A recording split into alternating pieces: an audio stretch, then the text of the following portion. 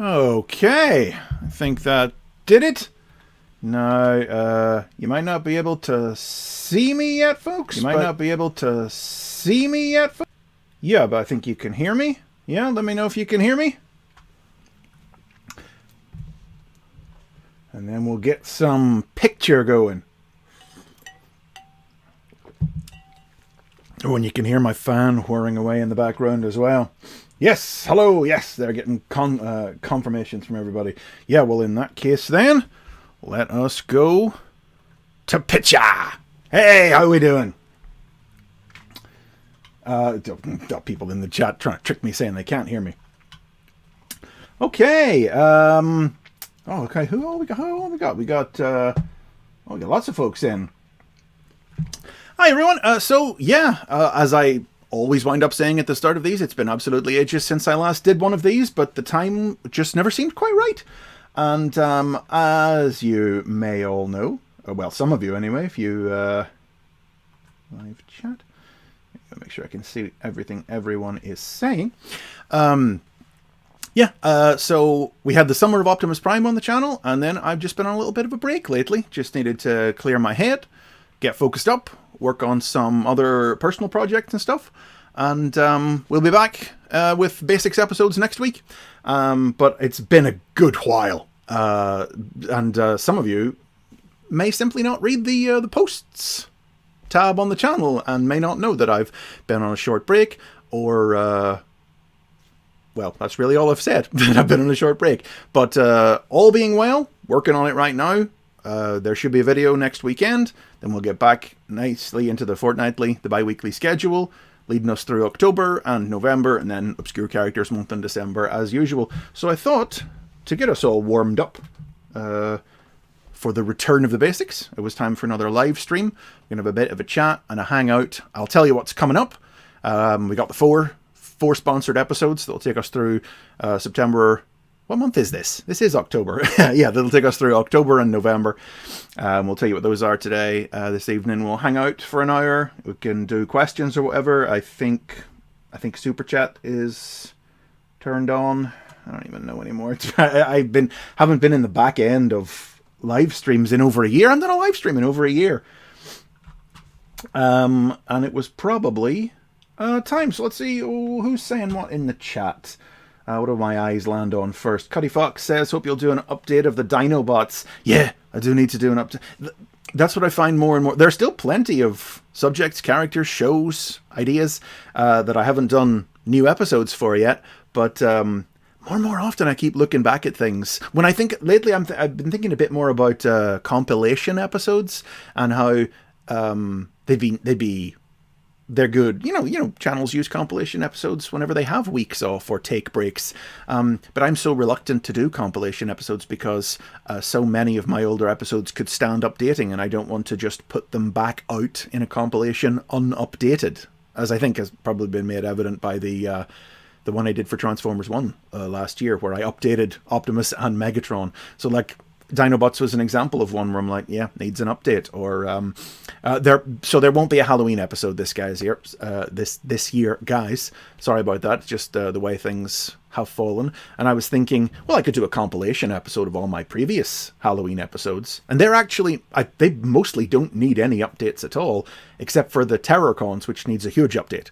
So I can't do that compilation episode. But yeah, I think next year, I don't think I've done any update episodes this year at all, which was not the plan. I always figured I would do. Excuse me, would do a couple, but I haven't. So yeah, next year we'll probably do a couple of the oldest episodes, something like Dinobots, Terrorcons, Galvatron. He's been on my mind lately. Yeah. Let's see, who else is here?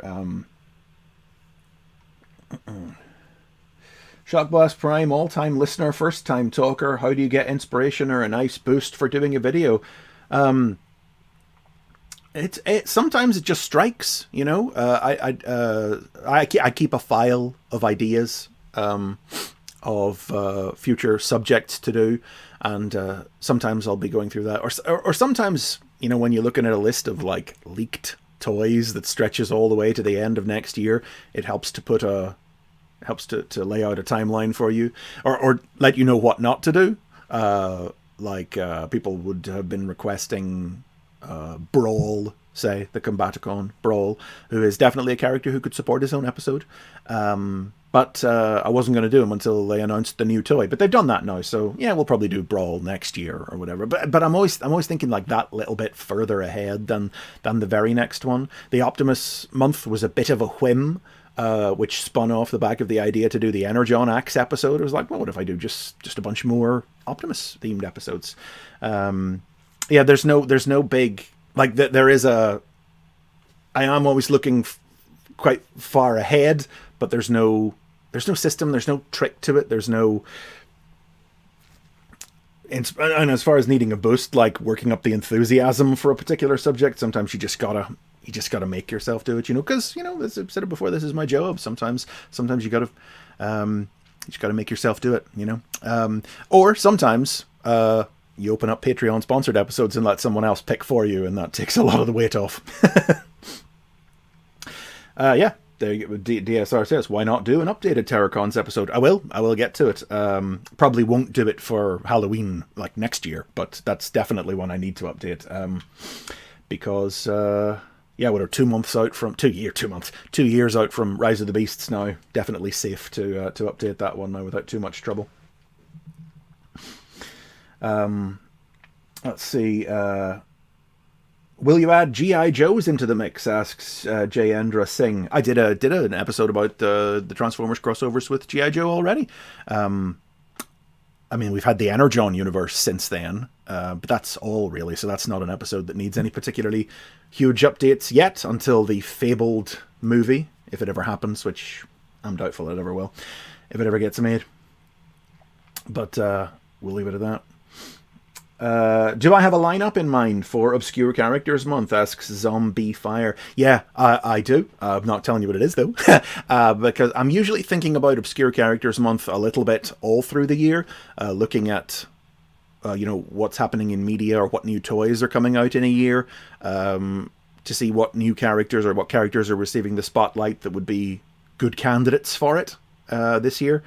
And 3 were easy to pick this year, and I needed to think harder on a 4th one. And the fourth one this year, unless I change my mind suddenly before December, is an old idea from a past Obscure Characters Month that people were asking for then, that I've pulled out to fill in the gap in the lineup this year.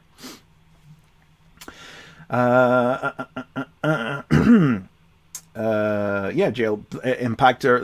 Lots of great suggestions. Big Convoy toys coming soon. Cuddyfuck says, yeah, absolutely. I think Big Convoy will definitely happen next year now that there's a toy coming out of him.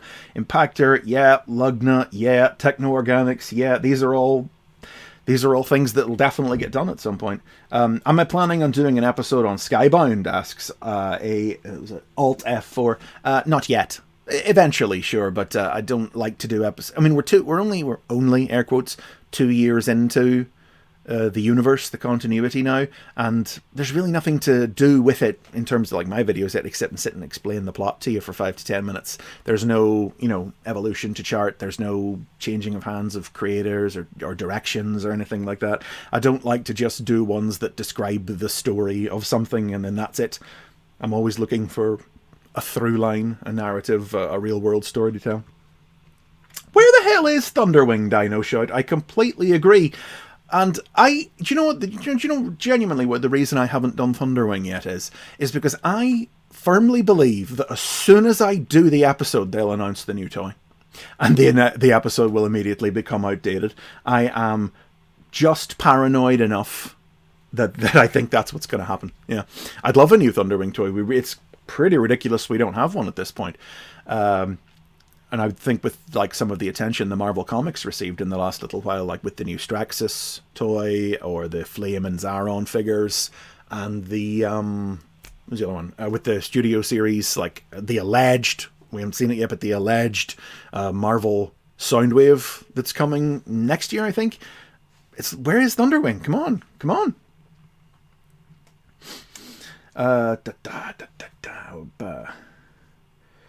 Yeah, could you do the episode so we can get the Commander class Thunderwing? I think Commander class might be a pipe dream there. I don't know what does one expect from a new Thunderwing?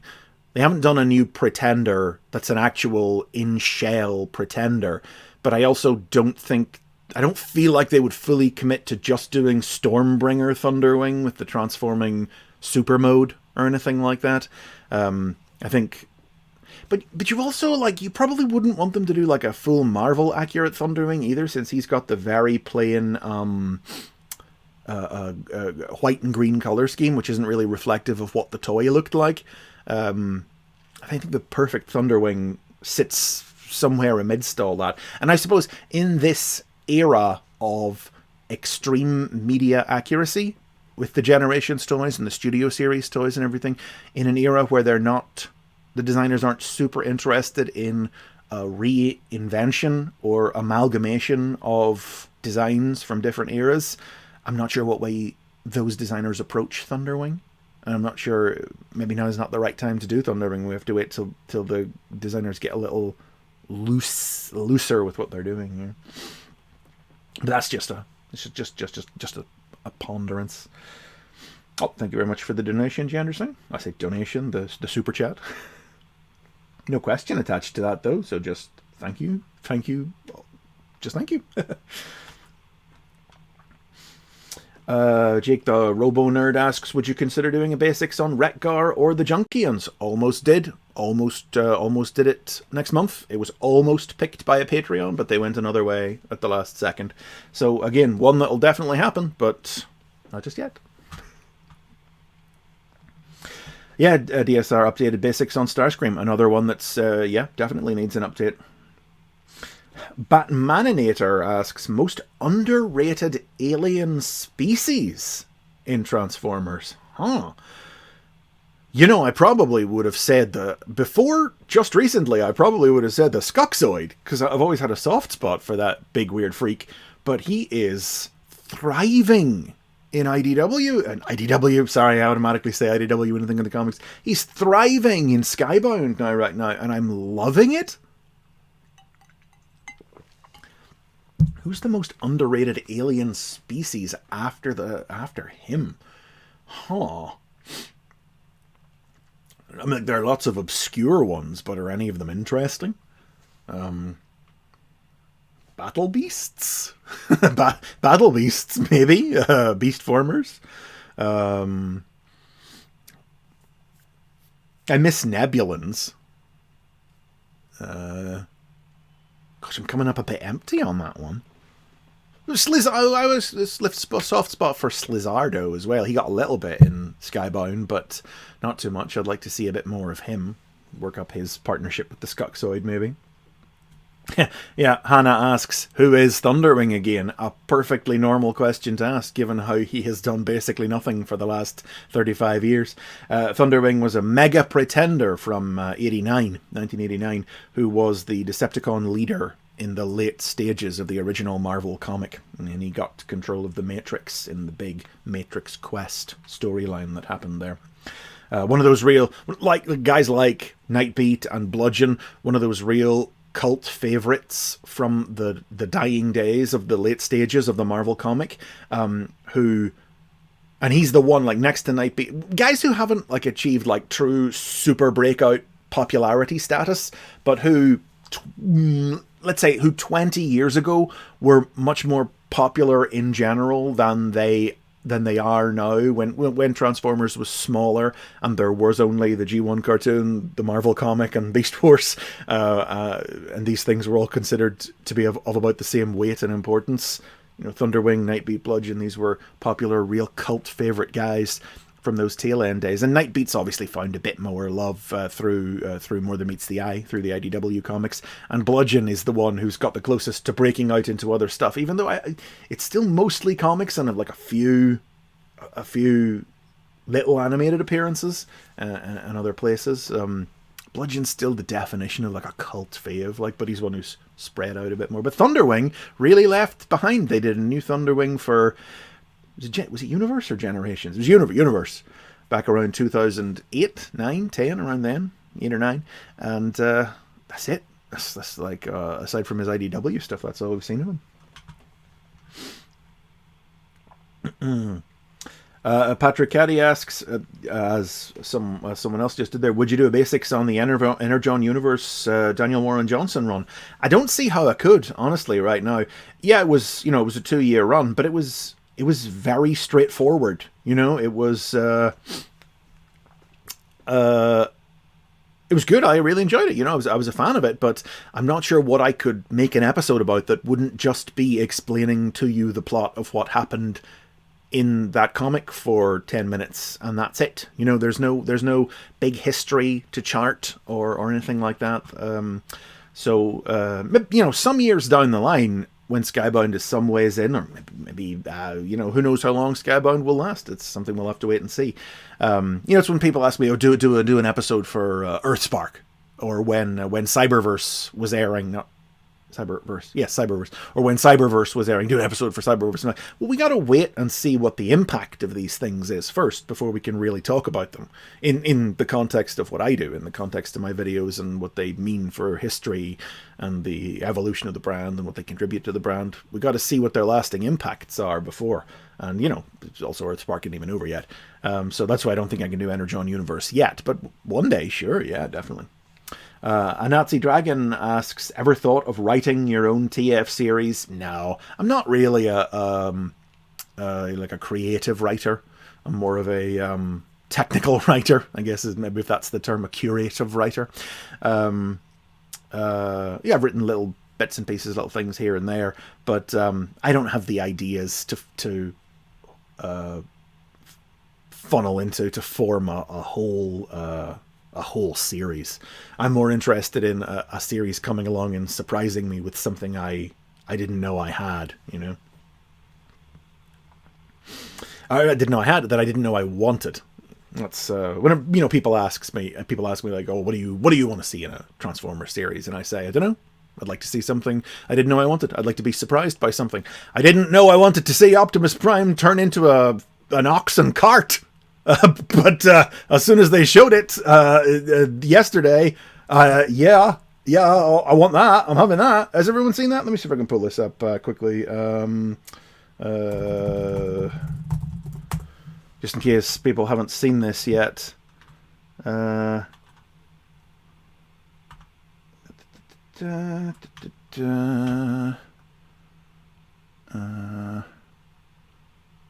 do I do this?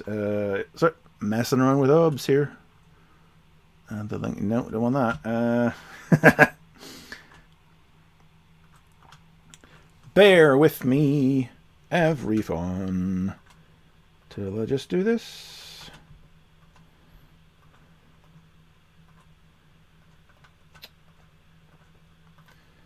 Just in case folk haven't seen this yet, because you can't assume everyone has. Let's see, where are we? There we go.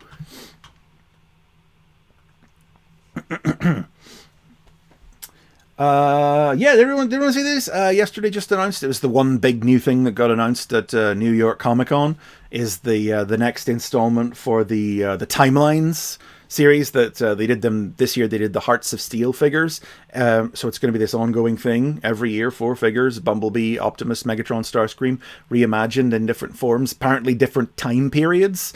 As I say, this year they did Hearts of Steel, and next year they're doing feudal Japan, and Optimus Prime transforms into a flippin' oxen cart. Amazing. Absolutely the greatest thing I've ever seen in my life. Just like a truck towing a trailer, an ox towing a cart.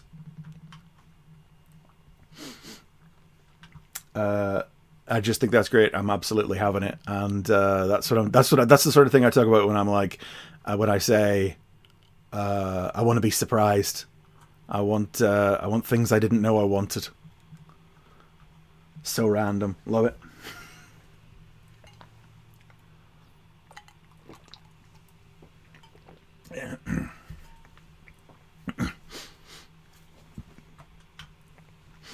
So yeah, Hasbro actually starting to be creative again, says PG.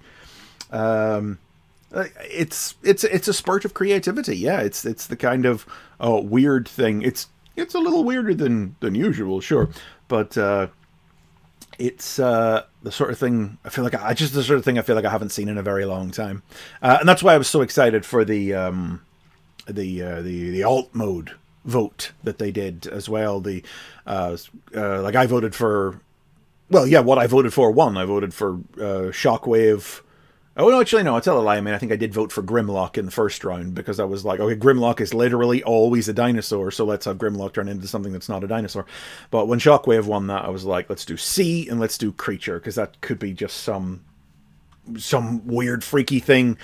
And I'm looking forward to seeing the finished product on that. Shockwave turning into a wheel. What? Sure. Why? Okay. Yeah. Different.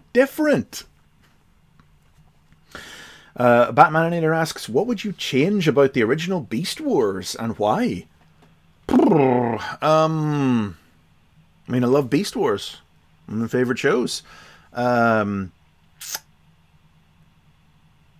get Dark Glass. I would like the unmade episode. The famous unmade episode where Rat Trap tries to bring Dinobot back to life. Dark Glass. That's probably the big thing that I would want to see added back into Beast Wars. Like, what if I want to change something about Beast Wars? It's got to be season 3 when things get a little goofier, and like more than half of the episodes in the season, or like fully half of the episodes, are dedicated to a single new toy, versus like other seasons where it's more plot focused, or season 2 like where it's very plot focused, or season 1 where there's 26 episodes and you just get more time to tell stories. Dark Glass. Let's say Dark Glass would be the one thing. Let's see. Will you do? It's just the newest one that popped up here. I think looks like I might be on quite a bit of a delay here, or is it me? Oh, no, I think it was just me. Do let me know if I'm having any lag or delay, folks, because I was having some dreadful computer problems earlier today that I really thought I wasn't sure if I was going to be able to make it and do this stream, but it seems like it's working out okay now, so do let me know if there are any issues on the stream. But seems like it's okay right now.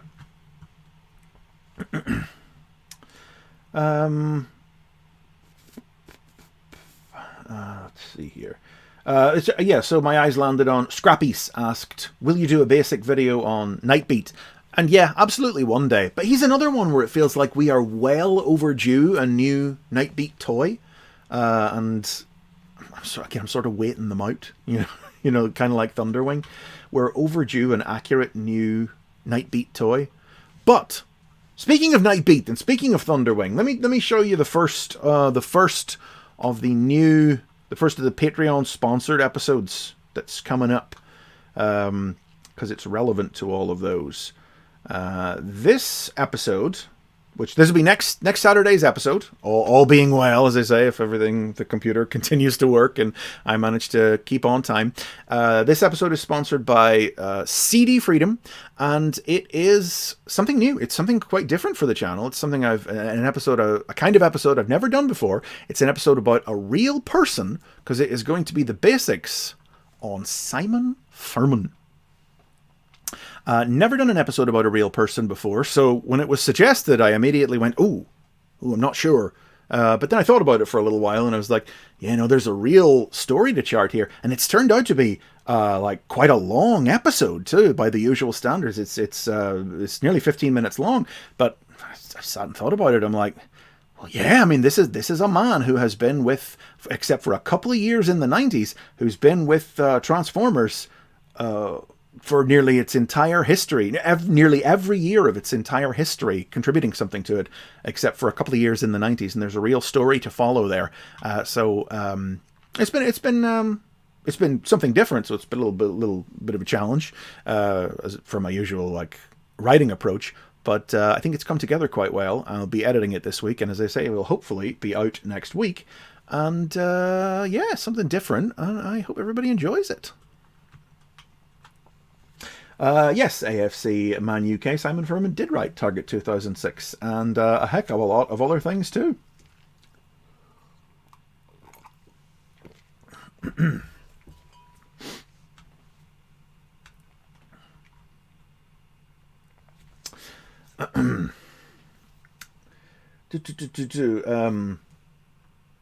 Voltra Inferno asks, do you know the main reason Nautilator was not in the Beast Wars second team? Well, I think the speculation was always that when they released the Seacons gift set back in the 80s, the original Seacons gift set, if I'm remembering right, Nautilator wasn't included in the gift set. Yeah, just pulled up an image of it. Yes, that's right. Nautilator wasn't in the original Seacons gift set, and some folk generally figured that that's like through a general like a mistake, or just like a weird game of telephone, or a misunderstanding that he remained omitted from the Seacons when they returned for Beast Wars. Beast Wars Second. I don't know if that's ever been like officially confirmed or officially stated, but I don't know if that's what. Who was it asked that question again? Oh, it's already scrolled out of you. I lost it. I don't know if that's ever been confirmed that that's the reason, but I think that's the reason. Why do I like the Seacons so much? Demonic Orange Fridge asks. I told you in the episode I did about the Seacons.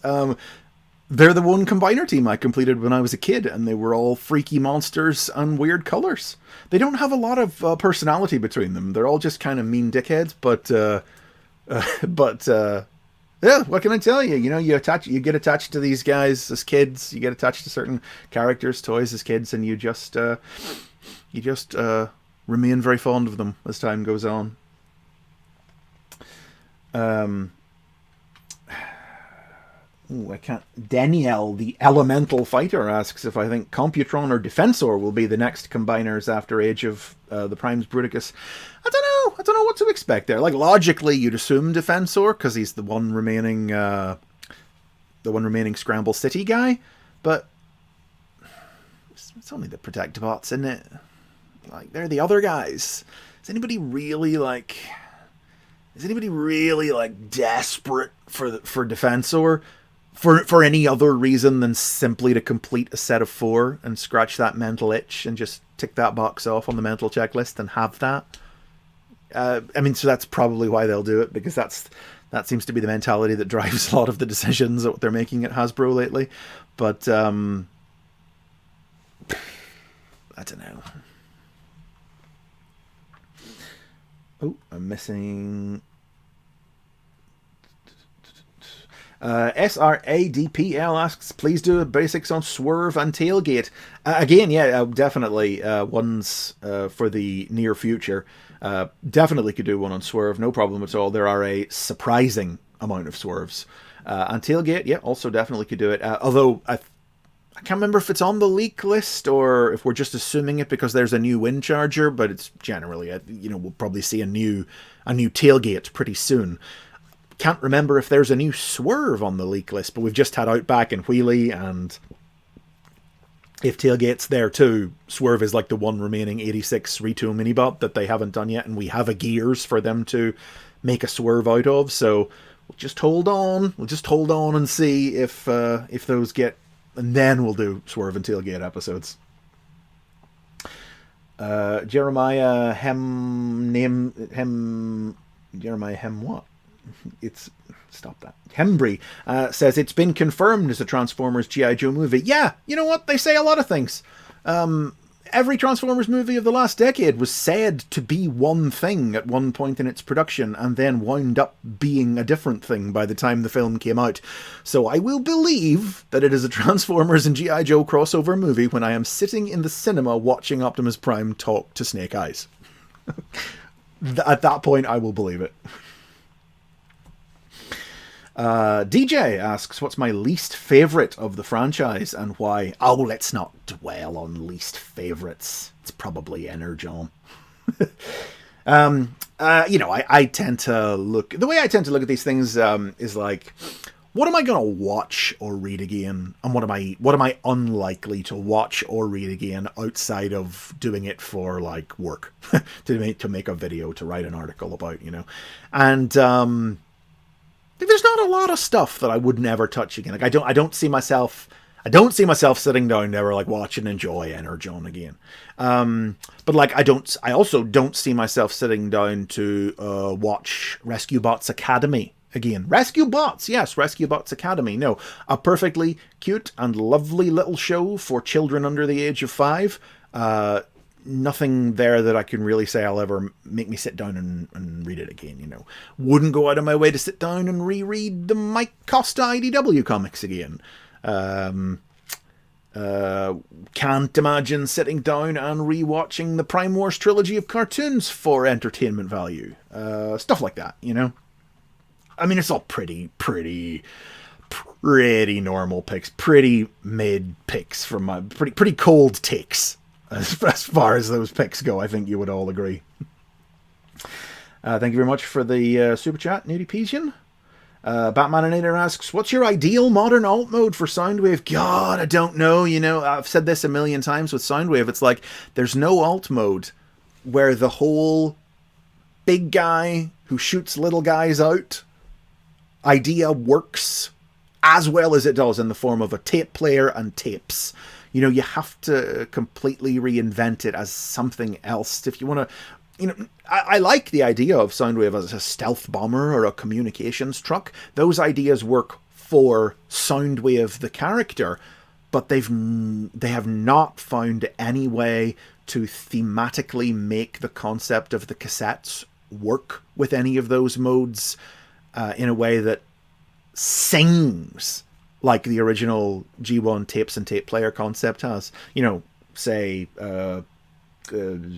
Prime, where is Laserbeak's just a chest plate, or like now we've got a stealth bomber Soundwave who just shoots cassettes because they gave up. They gave up somewhere along the way. They gave up, and that's kind of that disappoints me. You know, goes back to what we were saying earlier about Oxencart Optimus Prime and reinvention. You know, they gave up.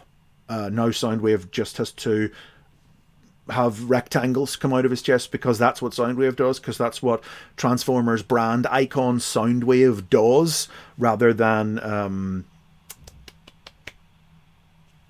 thinking creatively or coming up with a new reason to have him do it. You know what I'm saying?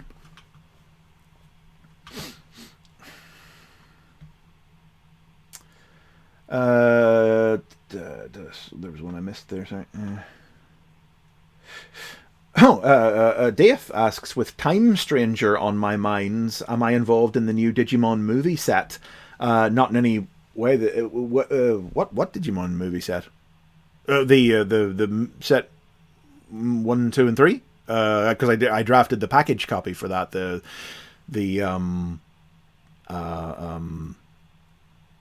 Digimon Adventure, Our War Game, and Hurricane Touchdown. Yeah, I helped write the package copy on the new Blu-ray collecting those 3 Digimon movies. If there's more announced, I'm not aware of it. But I'm not really up on Digimon news. But leave another message there and tell me if I've missed something.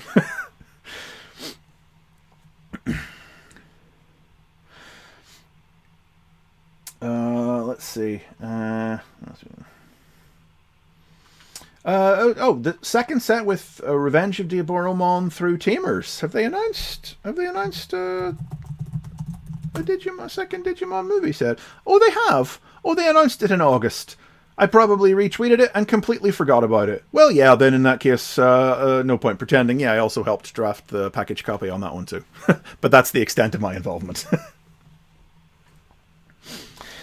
Jendra Singh asks, how was TF1 for me? For me, it was fair but not good. Twisting some storylines like that of Sentinel Prime was confusing, and comedy was good, but at the expense of Shockwave a bit much. Yeah, I really enjoyed Transformers 1, but sure, I can agree with some of those points. You know, Shockwave, it's a little weird to see Shockwave, one of the core 4, one of the all-time great Decepticons, just really be played for jokes as a supporting character. A little odd, you know. But the Sentinel stuff made sense to me. It's the sort of thing I expect from a Sentinel story these days, for him to be a massive jerk and be a baddo. LSM1 asks if I've been watching TF Cyberworld. I really, you know what, right, you know what?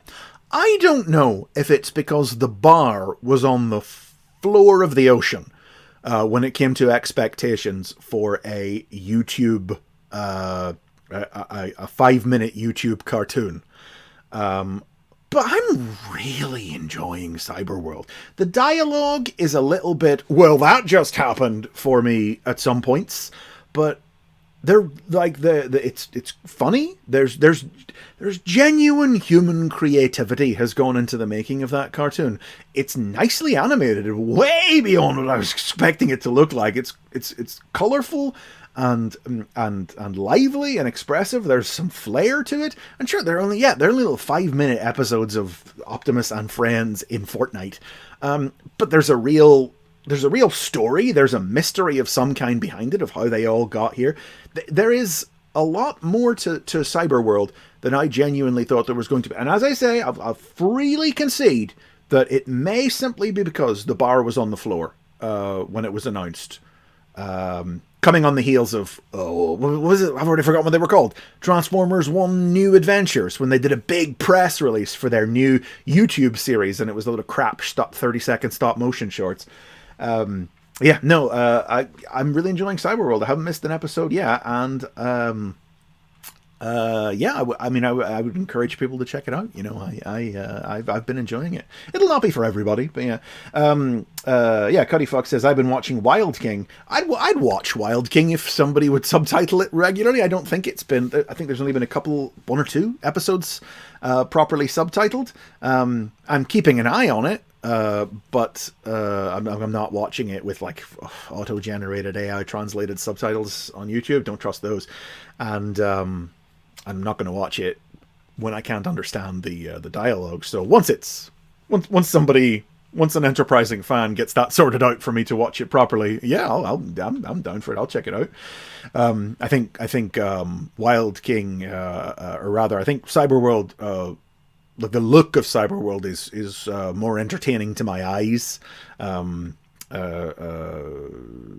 King's got that the mouths don't even move when they talk kind of low-end anime CGI that you see. Like it was the same thing that Go had, and I wasn't a huge proponent of Go, although it had nice cell animation. But just so somebody get on subtitling that, and then we'll talk more about it. Yeah. The Demonic Orange Fry, name's too long, it's cut off by the screen, sorry. Curious what my opinion of Beast Machines is. Not going to go into it for any great length of time. I've always been a big Beast Machines booster. I enjoyed it back in '99 when everyone else was hating on it. I've always enjoyed it, and I try to talk it up whenever anybody asks me about it. If they haven't watched it, because a lot of the conversation around it is about people not enjoying it, and people ask me if they should watch it. I always say yes. Always been a Beast Machines booster. I like the ideas that it plays with, even though it does obviously make a lot of changes to the Beast Wars cast. One has to sort of mentally divorce it from Beast Wars a little bit in your head, knowing that it's a new creative team. They had an idea for a story. They had certain roles that they needed the characters to fill, and yes, they do hammer the square pegs of the characters into the round holes of those characters, trying to make some of them work, and finding some thematic ground to base that on in their Beast Wars portrayals. But generally speaking, like, I'm still a big proponent of the show, and more so than ever now with the way the franchise is being approached currently. It's a great reminder of a time when Transformers could be some wild and different thing that was like unlike anything that had come before it, where everything that's being made right now is quite safe and familiar. DJ asks if I have a favourite story from meeting a fan. Oh, I can't think of a specific instance. No specific instances come to mind, but just anytime, like, anybody comes up at a convention and just says hello and says that they enjoy the channel, they enjoy the videos, or anything like that. I always come back from a convention feeling quite energized by that. You know, like I went into TF Nation a bit wiped this year in August because I was just I was working really hard on the TF None video, the video about the original CBS pitch for the Transformers cartoon. If you guys have checked that out on the channel, it's a longer video I put up this this summer. And I was working on the Summer of Optimus at the time and was feeling kind of burnt out. And I went into TF Nation, and you know, I came back refreshed. You know, it's just hearing like getting positive vibes and nice things said by people, but I still did take a break anyway. I wasn't so energized that I was like, well, forget all this exhaustion and burnout, just plow right on into the next thing. I can't think of a specific like favorite story off the top of my head. No, not offhand. Nexus asks, do you think your approach would be different or find any challenge with more toy-based basics ideas like alternators or Masterpiece? Alternators, you know, something like that, it would result in a slightly different episode, sure, but alternators, that's been on the list for ages, alternators, because you got a story there. You know, you've got the Binaltech story, so that'll factor in, and then how that transitions into Kiss Players, and how it transitions into Alternity, and you can talk about other, like you can talk about the history of officially licensed vehicle modes in Transformers. You can talk about the movies a little bit out of that. There's subject matter to get a hold of there. Masterpiece, I'm not sure. Masterpiece, it's just kind of a list of toys, isn't it? Like there's the occasional little bit of associated fiction in a character bio or something, but it's not really anything to build an episode out of. I'm not sure how I could make an episode about Masterpieces. Alternators, absolutely, definitely, and I really must get around to it one of these days. Daniel the Elemental asks, what's your thought on the whale Shockwave? Give it to me. Absolutely, yes. I voted for Sea Creature, not because I thought a Spinosaurus was a sea creature. I voted for a sea creature because I wanted some big freaky Shockwave that was unlike any Shockwave from before. And as a whale, you can see they're playing on the Skybound books a little bit. Yeah, I'm looking forward to seeing what the finished toy looks like there. Like Crow Starscream or Oxcart Optimus. Yes, give me weirdness. Give me weird stuff. Batmaninator asks, my favorite Bumblebee rivalry. There are a lot of them, aren't there? That's the thing. I have this idea in my head of like a piece of art that I would like to create.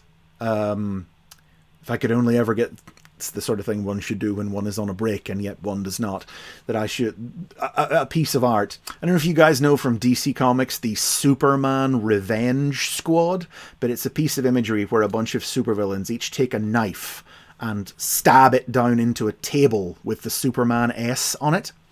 And I have this mental image of a picture like that, the Bumblebee Revenge Squad, where a bunch of Decepticons stab knives into a table with a photo of Bumblebee on it. And it would be Barricade, Wasp or Waspinator from Animated, Steeljaw from RID, Shadow Striker from Cyberworld, and Stinger from the movies. And they're the Bumblebee Revenge Squad, and I don't know which one of those ones is my favorite. Like Waspinator's up there, sure, yeah. And I was very fond of Steeljaw as a character, and quite fond of Shadow Striker as a character too. I'm not sure if I could pick a favorite on that one. One day, like maybe I'll find some time and I'll draw that image. Oh, PG says Cyberverse, not World. Yes, I probably have said Cyberverse. That's a problem with the titles they've been giving things for ages.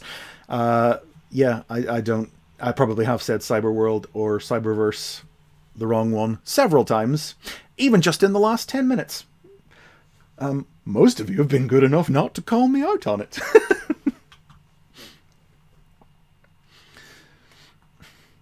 Gosh, there's lots of questions I haven't answered here yet. Red Devil Studio asks, do you worry about the future of the franchise? Yeah, I mean, I think it's natural. I mean, listen, like, obviously I think part of it is also like my age, where you get to a certain age and you get a bit, when you feel like you've seen it all and there's no new ideas under the sun. And then one day somebody turns Optimus Prime into an oxen cart and you think maybe the Transformers is still good after all. But yeah, just like currently at the moment, after the in the 2000s, the shift towards an evergreen focus, the transition of Transformers away from...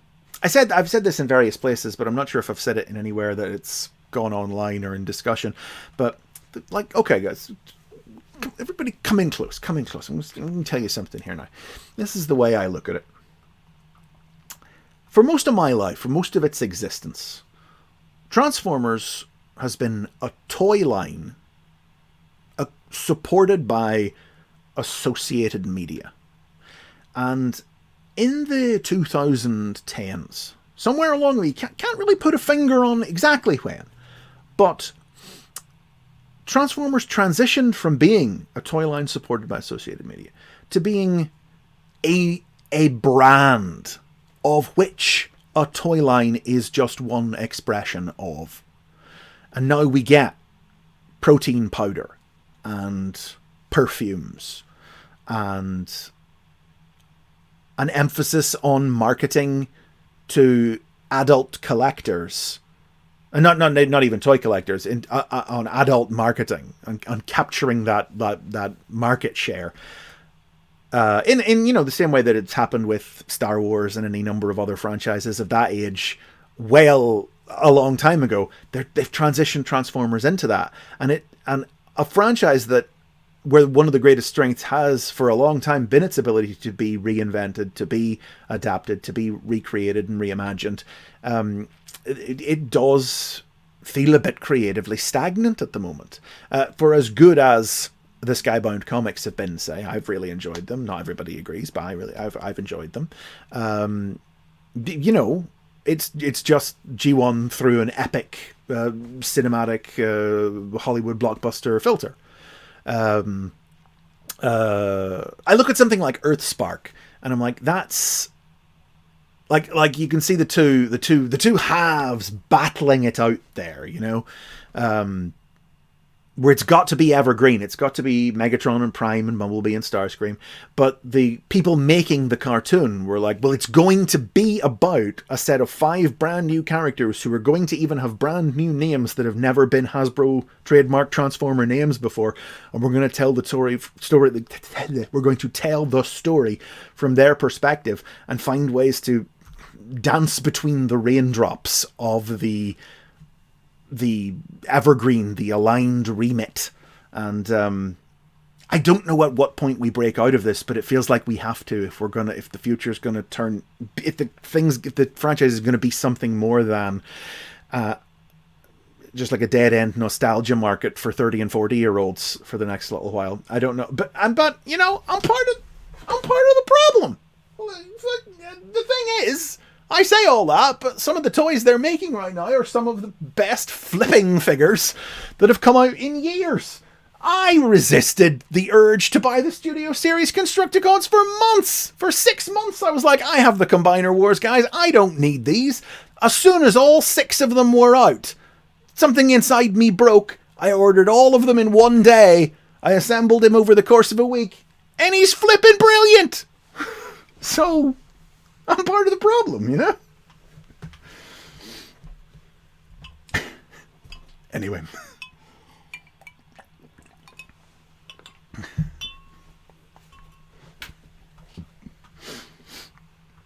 Oh, dear. Let's see. Gosh, what time is it? What time is it? Oh, God, we've been on for nearly an hour already, and I've only shown you one upcoming episode. Right, okay, hang on, let's have a look at another. So, yeah, next week, Basics on Simon Furman. This is our first Patreon-sponsored episode. And then, the week after, I just need to remind myself which one is the week after. Yes, not the week after, rather, the next episode after that, which will probably be at the start of November, should be at the start of November, Patreon supporter Charlie Hodgman picked Runabout and Run Amok, the Battle Chargers. That was one that a lot of people were calling out for when I made the post saying that it was sponsored episodes are available now. A lot of comments of people going, Battle Chargers, do the Battle Chargers, and Charlie has obliged by picking the Battle Chargers, though he picked them himself. It wasn't because I suppose I don't know the pick, but they picked them themselves. I don't think they were paying attention to what everyone else was suggesting. So this will be early November. Yeah, November is one of those months that is 5 Saturdays, so there should be 3 episodes dropping in November, and then we'll be into Obscure Characters Month in December. So that's the second of our Patreon sponsored episodes coming up in the next month or two. The Battle Chargers. Quite looking forward to getting into that one. Those two dorks. Let's see. Blaster Trona says, "Is Chris only answering Snapchats?" I'm not meaning to. I'm just, there's so many of them. I'm getting through them as fast as I can. Once I answer them all, when there aren't any ones to answer, I'll go back to the main chat. But you know, I got to answer these ones first because everyone's asking.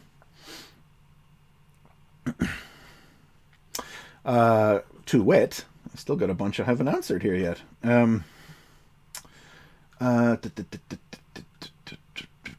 Oh gosh, there's so many backing up here.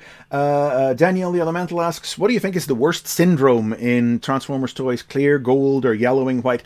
Right now it's yellowing white. I mean, gold plastic syndrome is an old thing. You know, you don't see it so much anymore. People really overplay how common it is. Most people collecting Transformers toys today have never actually run up against proper gold plastic syndrome. Likewise, I really think people get very panicky about translucent plastic and its fragility. Yeah, okay. I'm not saying it's not fragile. I'm not saying it can't break easier than ordinary plastic, but it's not. They're not ticking time bombs that are going to self-destruct in your hand if you look at them the wrong way. Yellowing, on the other hand, that time comes for us all, and in the last couple of years, I mean, thankfully, not quite as much not in the immediate last couple of years, but just around the turn of the decade there. Yeah, there's going to be a whole sway. I saw somebody say it just recently. But there's just going to be a whole chunk, a couple of years worth of toys there from around the turn of the decade that nobody's going to want to collect as vintage in years to come because they are just going to be all yuck and yellow. Yeah. I try to keep mine well. This is, as I've said before, this is my office and my attic room where I keep my Transformers. So the temperature is not too bad up here, and everything is sealed up so no sunbeams get in to touch them. But they're still yellowing away. It's a double notes there. I feel I'm gradually accepting the concept of yellowing a bit more than most people these days. If it happens, it happens. That's kind of what you got to get into. It's in general, in taking the long view, you got to accept that it'll happen. But it shouldn't be happening to the toy before you take it out of the box. And it was happening. That's a different thing. That's a real failing on their end on a manufacturing level. But in the big sweep of history, you gotta I'm still a bit of a prick about it though. I don't like buying vintage toys that have turned yellow. So for that reason, there are a lot of vintage toys I don't own. But I have had more figures of mine from the Cybertron through animated era. Right around, that feels like a good sort of era of time to talk about. From the late 2000s, say, turn a bit yellow in certain patches because I wasn't careful about where I was keeping them and how I was storing and displaying them at the time, that I am more now because I'm 15 years older and wiser and uglier. It'll happen. You gotta accept it, Batmaninator asks, most and least favorite character reinventions in IDW. Oh gosh, asking the big questions. Most and least favorite character reinventions in IDW. Well, Sunstreaker as a headmaster, that's a big one. That was a strong idea that worked. Nobody particularly likes Starsaber, do they? The decisions that were made there. What else? Shockwave wasn't really that much of a reinvention. Obviously, IDW Shockwave was a long-standing favourite. John Barber really made hay out of what had been done with RC, like to the point that RC became a big favourite of mine by the end of it all through Barber's run. So he's a big supporter there. I loved Barber's handling of Soundwave as well. Presenting him as somebody who was loyal to the Decepticon ideal rather than to Megatron as an individual, and the things they did there.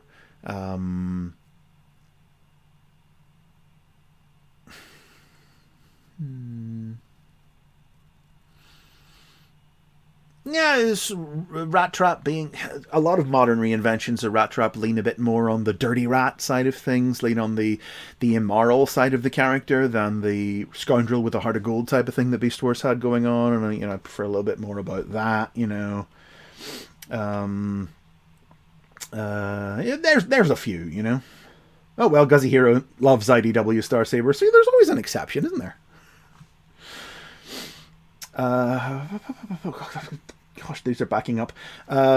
Eat Grass 9405 says, so cool to find out I was from that you were from Northern Ireland. Me too. Where would you say would be the best place to find Transformers merch or figurines and stuff across Northern Ireland? I just go to Smith's, mate. You can get most things in Smith's these days.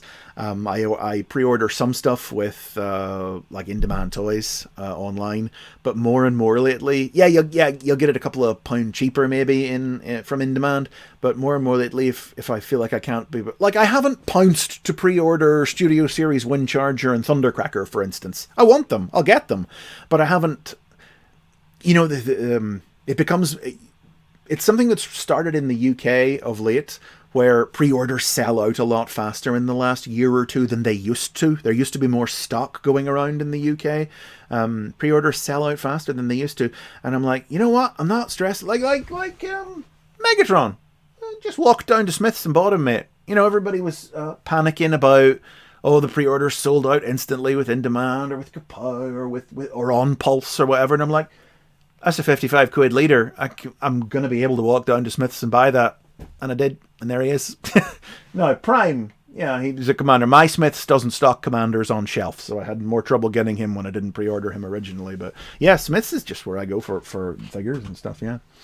Patsy31 asks, I actually have some faces drawn of a squad talking about my Bumblebee Revenge Squad idea, only not Stinger. Instead it was Dropkick, Shatter, and Knockout for humor. Yeah, Dropkick and Shatter, those could be other ones too, yeah. I was just thinking if you're doing one movieverse representative, I would do Stinger for a movieverse rep, because the barricade I was imagining would be like that G1 smokescreen style barricade, just to have variation in the style. So you get a G1 barricade and a Steeljaw for aligned, Waspinator for animated,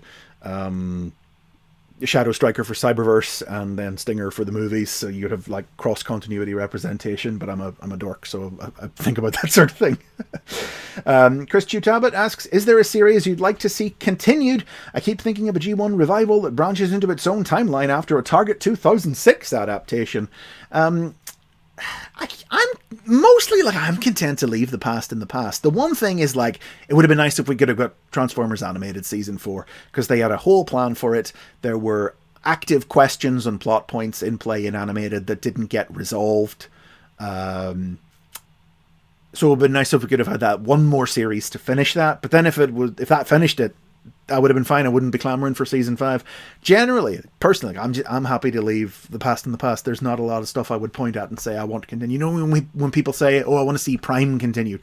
Well, continued into what? The story ended. They went home, they saved their planet and went home. Whatever's next isn't Prime. It's something different, Whoops. Gee, I'm sorry. Thank you all, everybody, for the super chats, but I'm having trouble keeping up. Genji51 asks, what's my favorite Transformers series or universe? I don't know if you guys caught, I was one of many YouTubers who collaborated with Prime's Theatre on the 5th installment of his Transformers retrospective series. Lengthy, granular lookbacks at the Transformers history year by year in detail. And as I was noting on that, I said, gun to my head, it's probably Beast Wars. Genji says, mine are Prime and 1, also very good, definitely up there, definitely in the top 5. Also, do you think Sentinel could get an update vid? Yes, after one, definitely. But there's something on the leak list. There's some kind of Sentinel pack of some kind next year, so I'm waiting to see what that is before we do a Sentinel update video. Could Arachnid get her own video? Yeah. Now that One has established her as her own character, and she's had a couple of other appearances here and there. Yeah, I would like, I could update Black Arachnia and break Arachnid totally out into her own video now. Definitely, yeah. Mellow Boy asks, what are your thoughts on Mike Costa's IDW Transformers run? Not great. Written by a man who, by his own admission, by his own words in interviews, he didn't get it. He didn't get Transformers. He didn't understand what made it what it is, and it shows on the page. And I always just remember how by the end of his run, how completely checked out everybody was on the IDW comics. Like, nobody cared. Nobody was writing them up for the wiki. Nobody's really talking about them. Everybody's well checked out by that point. Thank God More Than Meets the Eye and Robots in Disguise came along when they did. Daniel the Elite again asks, have you heard about the Armada Optimus toy on fire? I've heard about it. I don't believe it. Well, it's not that I don't believe it, but it's that, again, once again, it's like I was saying about translucent plastic being a little ticking time bomb that's going to explode in your hand. Your Armada Optimus toy is not a firebomb waiting to go off. That happened to one guy once through what sounds like user error. Your Armada Optimus Prime toy is not going to burst into flames. Pedro Moraes says, man, the toys are so expensive, generations should end. You know, come in to me. I agree. I've said it before on live streams, if I could have my druthers, if I could have, people talk, well, what do you want? What do you want to see from it? If I could have my druthers, enough of this one line for kids, one line for collectors things, consolidate everything back into putting your whole ass into one line, the way things were in the 2000s, putting your best foot forward on one singular line made to a quality for kids and collectors alike, supported by media. Toys first, supported by media. That's yeah, yes. But I'm part of the problem, because these are great.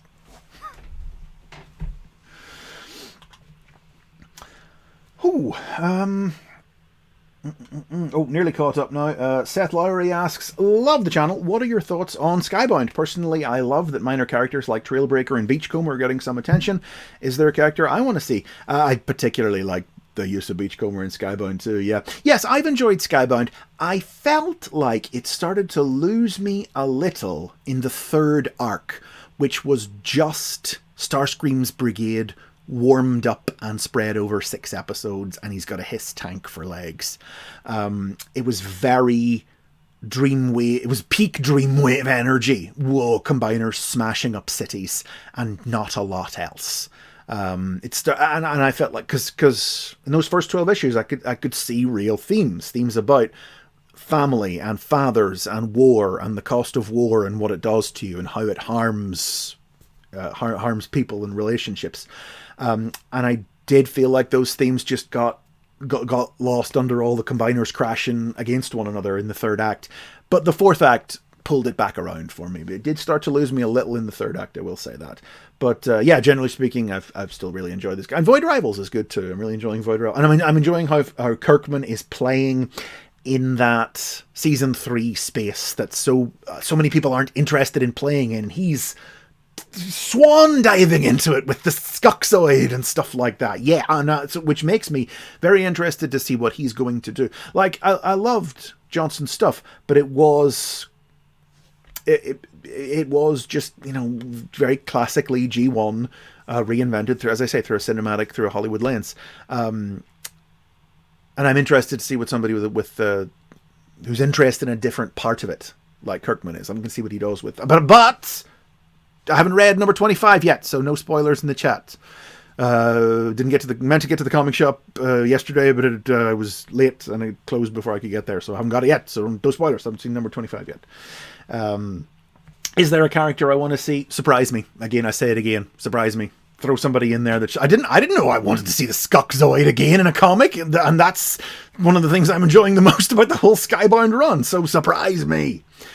And okay, getting caught up here. Grumpy Goat. Oh, is that Brick and Pixel Geek? What is? Oh, have they joined as a member? Oh, they've joined as a channel member. Hey, thank you. Welcome aboard. And Grumpy Goat asks, late to the stream, but any thoughts on blockies and how they seem to have steamrollered over YOLO Park Flame Toys in terms of quality? I cannot speak to them in terms of quality. They certainly seem to have steamrollered over them in terms of sheer numbers. I don't have room for blockies in my life, in my heart, because if I let them in, they would take over.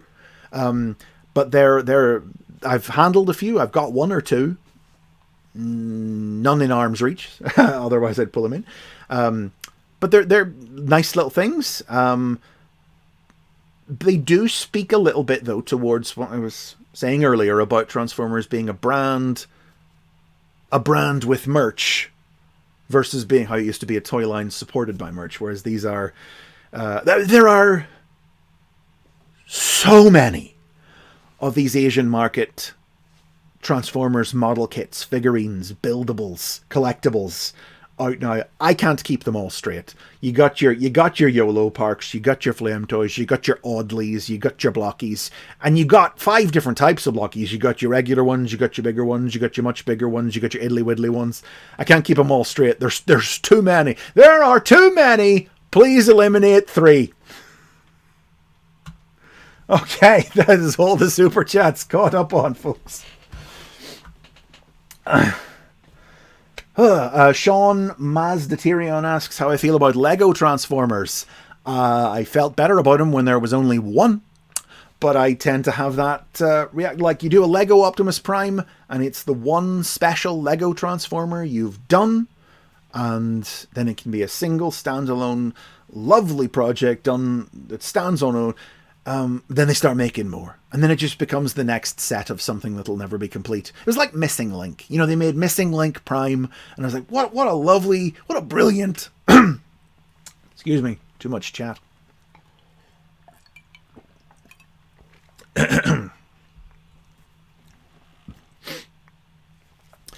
A brilliant 40th anniversary idea. And then they just keep making more of them. And then, they haven't made that many more. But it's something that they'll never make all of them. They'll never reinvent every figure either. It's like Masterpiece collectors still crying out for an official jazz that will almost definitely never be. It'll never be a complete set. It just becomes the latest line of stuff trundling out along the conveyor belt, So I've got the Optimus. Honestly, I feel like getting rid of my Lego Optimus now that they've started doing more, So that's a bit miserable, but I enjoyed building the Lego Optimus, and I enjoyed having it, but as soon as it just as soon as it stops being a nice special thing and just turns into the latest trundle of merch to support brand TMR, it tires me, it tasks me. Daniel asks, how does it feel Quick Strike now that Quick Strike has a new toy? Oh, day one purchase, mate. Yes. When do those pre-orders go up? End of the month, they say. I'll be getting that pre-order in right away. Gotta have me a Quick Strike. Joel Adler asks if I can explain my preference for Master Force over the other JPG1 series. It's just more differenter. That's really all it is. Headmasters is quite dull and strange at times as well. It tries to keep following the pattern and ideas of the G1 cartoon in a way that's just a bit weird and plain and dull, and with too much focus on Daniel. But Master Force tells a real continuing story arc with proper character journeys. And then, Victory, which is well made, but Victory is consciously a reset back to more episodic storytelling again. And I think Master Force for me just sort of represents more ambition than Victory did, and I appreciate ambition. Seth Lowry asks, with the new toy, will Quick Strike get a basics? Whew, There's not a lot to Quick Strike, though, is there? You know, you got Beast Wars. There was a Beast Machines Quick Strike. It was a wolf. There was an Energon Quick Strike. There was the movie character Darksteel, who was a retool of the convertible version, the Dark of the Moon Sideswipe, who was designed to look a bit like Quick Strike. Whew, is there enough there? I'm not sure if there's, which is weird because obviously he's a Beast Wars main cast member. There are only like 10 guys in Beast Wars. Notionally, it should be possible to make videos about all of Beast Wars. I'm not sure if there's enough there for Quick Strike to give him one. He could definitely do an obscure episode, a short run obscure episode, but it's a bit, it doesn't seem right that Quick Strike would be relegated to an obscure character, does it? You know, I don't know. Mr. Waspman asks, do I think there's a chance we could get a Transformers 1 sequel or some kind of continuation someday? And what would I like to see most in it? I mean, you never say never, but it doesn't seem super likely at this point. If there was any kind of continuation, I would think, well, you know what I was going to say? I would think maybe a comic would be more likely.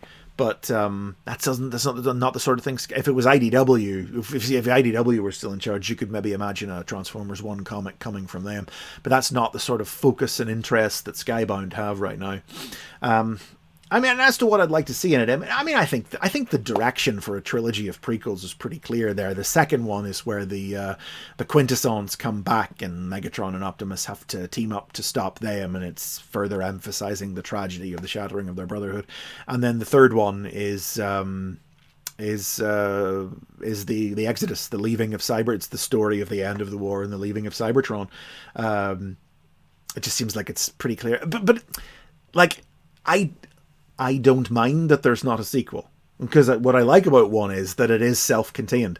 It tells the story of Optimus Prime and Megatron's falling out and the start of the war, and what happens after Transformers 1 is Transformers happens. You seen Transformers? Transformers happens. What version of Transformers? Doesn't matter. You see Transformers.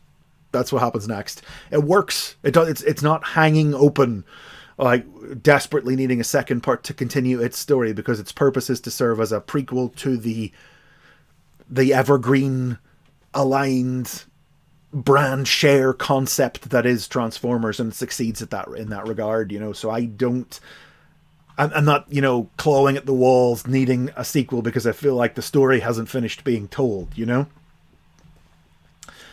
But, you know, I like the film, and I'm happy to see those creators do more stuff with Transformers.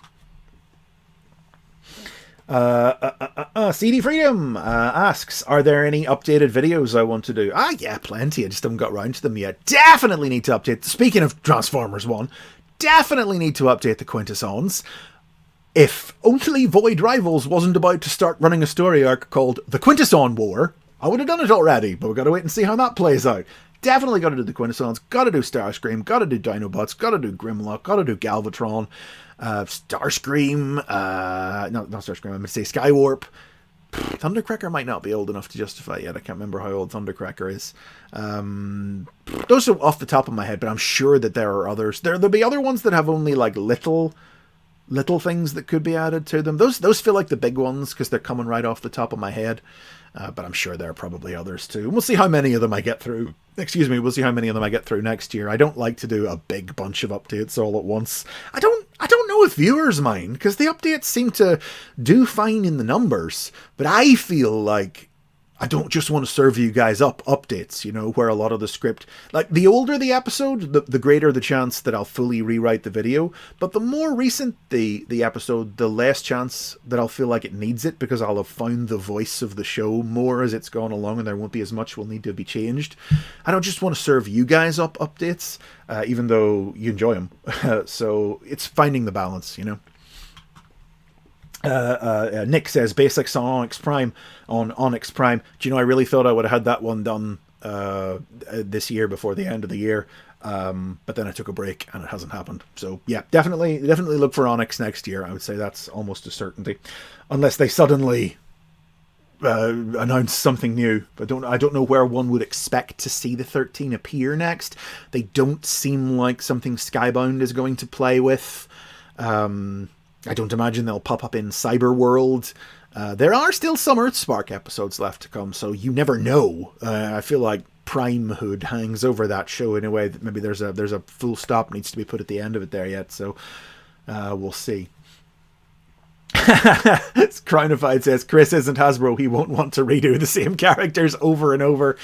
Yeah, sums it up. Let's see, we've got a few more here. Mark Morales 1516 asks, what's my take on the new Studio Series 86 Skybound Optimus? Looks nice, don't need it. Yep. Long and the short of it, costs too much. Well, costs less in the UK, tariffs, but definitely not anything that I need. I saw somebody saying on social media that it seemed like Hasbro maybe thought that was going to be a more iconic image than it turned out to be. And I don't know, I mean, it had its social media moment. When it happened, there was a lot of art being created and stuff, and people cobbling toys together of different versions of Optimus with different Megatron arms on. But it was a year and a half ago. I'm not sure if they're exactly... Well, to be fair to them, they're striking... Knowing how long it takes to make toys, they've struck as fast as possible while the iron is still as hot as it possibly could be. But that price that Americans are being made to pay for it, I can't see a lot of those shifting in that money. Aqua Infinity asks if there'll be a basics episode on any of the video games. Probably just like the High Moon ones would really be the only ones I could truly make episodes out of. But that's definitely within possibility, scope, reality. Listen, my PS3 broke a while ago, and I can't play them anymore at the moment, so I need to replace the console if I want to play the games again to get fully refreshed up to make episodes about those. So, because I had this hankering to play them, and I went to turn them a couple of months ago, or well, gosh, it was probably earlier this year. At some point, I had a hankering to play them again. I must have done something in a video that just, give me the urge. I went to turn the PlayStation 3 on, and it computer said no. It was dead. So I got to replace the console if I want to play the games again. Clips Films Melbourne asks, do you think basics on the history of mouth plates would be complicated from piloted mechs to sentient robots? I don't know how I would approach that. That probably requires a bit more knowledge about the mecha genre and the history of its designs than I personally have, to be honest. Like, you can talk about them in Transformers, but they've been there since year one, and then around the mid-2000s they started making it be that mouth plates went over mouths that existed underneath them, and it's been that way ever since, and that's the basics on mouth plates and Transformers. Mellow Boy asks, Phase 1 is the weakest part of IDW. Don't agree with that. The best parts were Stormbringer and Last Stand. Oh, sorry, you mean Phase 1 like out of Phase 1 and Phase 2 and Phase 3. Sorry, in my head when I heard Phase 1, I thought you meant Simon Furman's Asians. Yeah, absolutely. Phase 1 from Furman up to Costa is the weakest part of IDW. Yes, agreed, absolutely. The best parts were Stormbringer and Last Stand. I would give it more to Infiltration and Escalation than Stormbringer. I really like that conspiracy thriller, human-focused stuff, very much playing against type for Furman. Very good for me, yes. I really enjoyed Furman's Asian stuff before it got more cosmic and Dead University at the end. Till All Are One and Lost Light are the best of Phase 3. I was an Optimus Prime guy. I'm more of a John Barber booster. And the humans in IDW are unlikable, except Verity and Hunter. I like Verity and Hunter, but I'm also like Marissa Fairborn. The cast of Revolutionaries. I have plenty of humans that I like in IDW as well. Favorite TF rivalry besides Optimus and Megatron? Probably Omega Supreme and Devastator. Not that that's a huge, like, long-running rivalry, but Omega Supreme is just one of my faves. So, just by default, it comes in. Not really based on, any long-running, like, story or anything. It's just Omega's one of my big boys. So him and Devastator are one of the... When I think of rivalries, Superion and Menasor, Defensor and Bruticus, the Constructicons and the Dinobots, but in my Omega and Devastator is one of the first ones I think of. And Guzzy Hero asks, maybe an episode on one-shot comic characters, the Triumvirate, Megadeth, Rummage, Anti. But then it's just a list, isn't it? And I'm never a fan of just episodes that are just like lists, just a quick 1 or 2 sentences. There's this character, boom, on to the next one. You know, I like to look for a narrative, for a through line. You know. Still, there are some characters that, like, they'll obviously never have enough to support an episode, that it would be nice to find some way to give a spotlight to, and maybe something like that is the way. Tripet asks if there are any other real people that I would consider doing a basics on. Well, that's it. If you've come late to the stream, next week's episode is going to be the first ever episode about a real person, Simon Furman, and it did start me thinking, like, well, what other guys are there that we can do? What other real people are there that it could do basics on? I think it's a pretty short list. Honestly, I'm not even sure. I'm not even sure if there is anyone other than Simon Furman. You got Peter Cullen. But Peter Cullen. See, the thing about this Simon Furman episode is it really is mostly about Simon Furman's history with Transformers. We do touch on and make sure to name check a lot of his other work, because the man is more than just Transformers, but so much of his body of work is Transformers that I can spend 10 to 15 minutes talking about just that. But somebody like, what do you say? He does Optimus, and he does Optimus a lot. Or Bob Budiansky, a man who treated Transformers like a job, left it after 5 years, and that's the end of that story. You know, I'm not sure how many guys there are that can receive the same treatment that have been able to give Furman. Robot Lorekeeper notes, it doesn't hurt that the Optimus Prime comic, going back to IDW, the Optimus Prime comic had Josh Burcham and Kei Zama, genuinely some of the sickest art IDW ever produced. Absolutely beautiful. Love their work. Completely agree. What time is it? Oh my god, we've been going for nearly an hour and a half already. Yeah, well, hang on. Let's pause it on the super chats then, because if we've been going for nearly the time we have, time has really got away from me this evening. Every one of these I do, I say I'm going to come on and do an hour. Kai Potato says maybe James Roberts for a real person. You know, maybe, but James Roberts has just done a book that is essentially about pre-internet organized fandom and his journey through it. So I'm just. Any video I do is really just going to be a summary of that book. So it's not one I would jump to, you know. Like, I see people saying like Pat Lee, Derek J. Wyatt, Frank Welker, Peter Cullen, and like, you know, Ron Friedman. And yeah, I mean, these are guys that I could do episodes. These are, you know, people with careers enough that you could do a short episode just talking about their career in general. And that's a perfectly valid idea for a video. But as I've found when I'm doing this Furman episode, I wasn't sure when the idea was originally floated, but as in the writing process, like, I realized this is really, I really can follow his journey through Transformers in and out of it is the trajectory of his career, in a way that really allows me to make a video to the standard and with the sort of shape and flow that I like, that makes it feel like, that feels good to me. Whereas guys like Cullen or Welker, it wouldn't be very Transformers focused, honestly, because Transformers is only a small a part of their work, and there's no huge Transformers journey to chart for them the way there is for Furman. Anyway, yeah, because time is getting on, let's name check off the last 2 sponsored episodes that are coming, just to get them out of the way now. So yeah, Furman coming up next. After Furman, in November, we'll be doing Runabout and Runamuck, the Battle Chargers. And then, after that, later in November, don't have a thumbnail mocked up for this one yet, guys. Sorry, time got away from me. But we will be talking, Daniel Adkins has sponsored an episode about Spike Wit Wiki.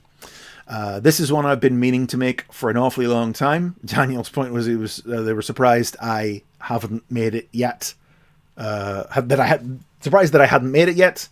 They're quite right. I don't know why I haven't yet. And I'm looking forward to getting drilled down into that one. I think it'll make a good substantial episode too, because we get to talk about Buster and the development process there, and the back and forth between the comics and the cartoons, and then we'll do some live action movie stuff with Sam as well. And then there's not a lot after that, though, is the thing. You get IDW, but then there hasn't been much Wiki action since then. And then after Spike, the last episode in November, the last episode before Obscure Characters Month, some of you have already asked about it in the chat today. Finally, it's time. We're doing The Boys, Rumble and Frenzy, a combined episode about Rumble and Frenzy together. Really, it's the only way that I could possibly tackle these characters. Again, it's one that has been on the mental list for ages. I just never got around to it. And Rumble is like a little fave of mine too, the little punk. And I'm looking forward to writing this one. This one is one I've been writing in my head for years, and I can finally get all the words down on the page. And then Obscure Characters Month. But I'm not telling you what's going to be an Obscure Characters Month yet. Okay, I've missed a few super chats. Scott Jennings asks, any chance of getting a basics on bot at any point, maybe for April Fool's Day? Doesn't seem too likely, does it? Maybe as part of some greater human-built robot. The people have suggested like a basics on human-built robots in the past. Obviously, Nightbird was able to support her own episode, but you could talk about her a little. You can maybe do some Autobot X. You could work Bot in there, but he's not a guy with a great history. I'm sure I've told the story before about how 1 year, gosh, I guess it was nearly 5 years ago now, when I was working up to doing the basics on Optimus, my plan was that I would announce the basics on Optimus, and the video would start, and it would be the basics on Optimus, but then it would go all static and go,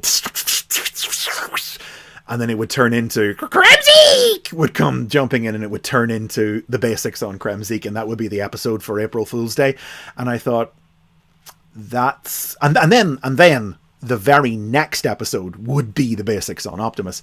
But I thought there's probably too much chance of that genuinely pissing off people than amusing them, so I didn't do that, and I just did Kremzeek as his own standalone episode instead. That was a plan at one point. I'm a little leery with April Fools sometimes, because I don't want to just do I've done one April Fool's Day episode in the whole length of the channel, and that was GoBots, and it was just the basics on GoBots, just with a comedic framework where I was like, actually GoBots are better than Transformers, let's make this all about GoBots instead. Because I wouldn't do an April Fool's episode that was like fake or full of false information or just throwaway. I'd want to make it be a real episode, like an episode about Bot or something like that.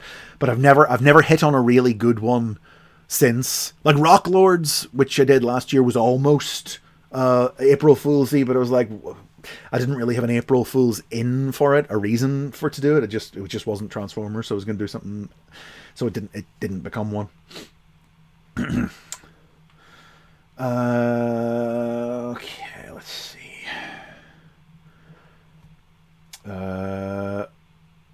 Daniel asks, thoughts on the modern skeleton combiners? I've definitely said this before, so I won't belabor the point. Let me... Oh, my headphone cable is caught. Let me lift Dino Superion here while we're talking about skeleton combiners. Oh, he's got Vortex on his arm right now, just cause. When they announced Menasor, I was not a fan.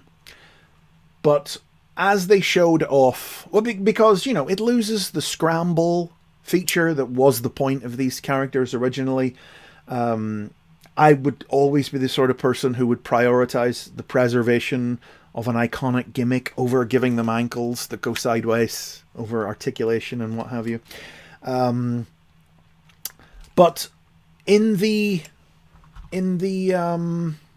streams, in the online streams, when Mark showed how they'd made them, and how they designed the arms so that that they didn't transform out into an arm until you clipped the combiner robot on, and then the arm could split in two, and the robot would split in two and unfold out. I started to think of them much more like modern versions of the classic G1 fist, foot, and chest plate pieces. And I could start to imagine, like, basically, it seemed to me like they went to as great a length as possible as they could to preserve as much of the play feel of a combiner while working within this skeleton system.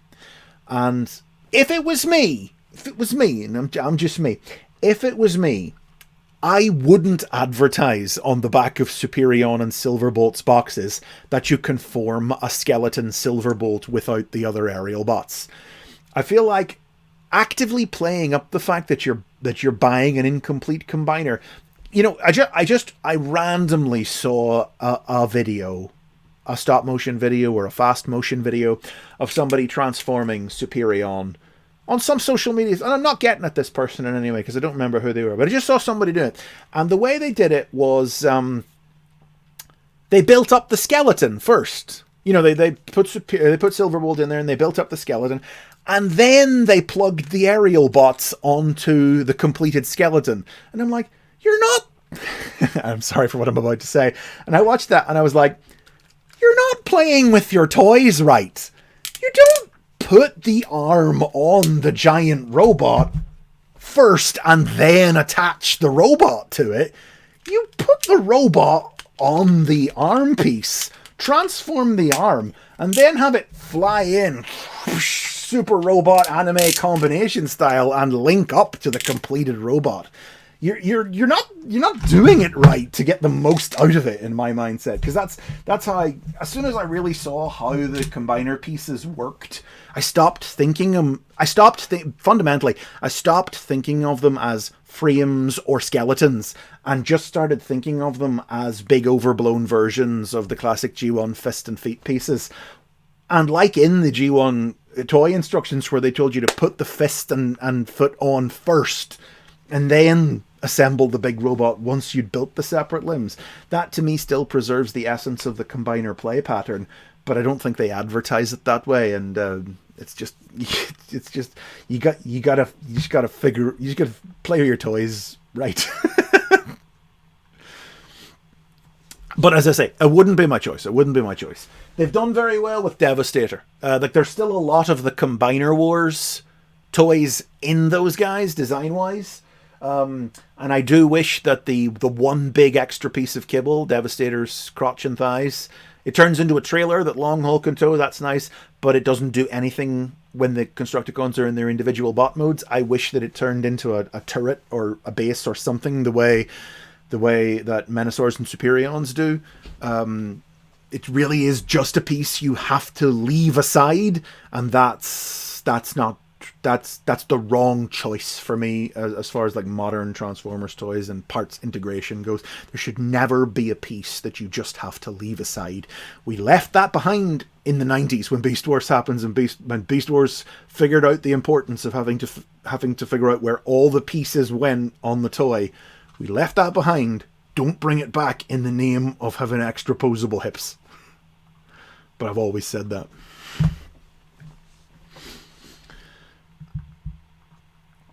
Oh gosh. Genji51 asks, which forgotten Transformer do you most wish they'd bring back in a new series or film? My pick's between Blaster and Perceptor. I mean, it's hard for me to think of Blaster and Perceptor as forgotten Transformers when they've had pretty consistent presence in comics, new toys. Perceptor was in Cyberverse. I get what you're saying. It is actually really weird how little Blaster has done, like outside of sparse appearances in IDW and a couple of new toys. But he doesn't feel forgotten to me, you know? Like, Hubcap, say, like, there's a pretty forgotten guy, even though he had a bit in IDW too. Or the deluxe Insecticons, obviously, but they've just obviously had new toys as well. I saw somebody like lamenting the lack of Triggerbots recently, and I'm like, of all the guys who have been revived with new toys in the last couple of years, since Siege started, and we've been working our way through the G1 lineup. We're into like the main bulk of guys who haven't been reinvented with new toys. We're really into 1988 now, and the trigger bots do jump out as one. So okay, bring back Backstreet. Backstreet back, all right.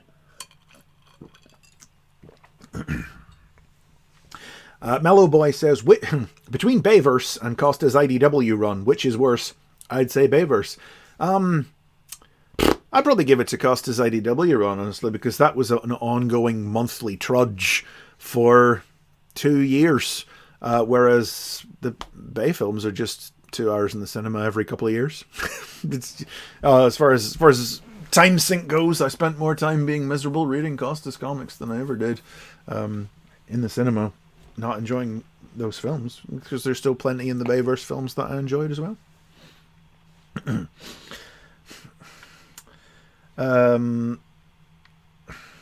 Let's see.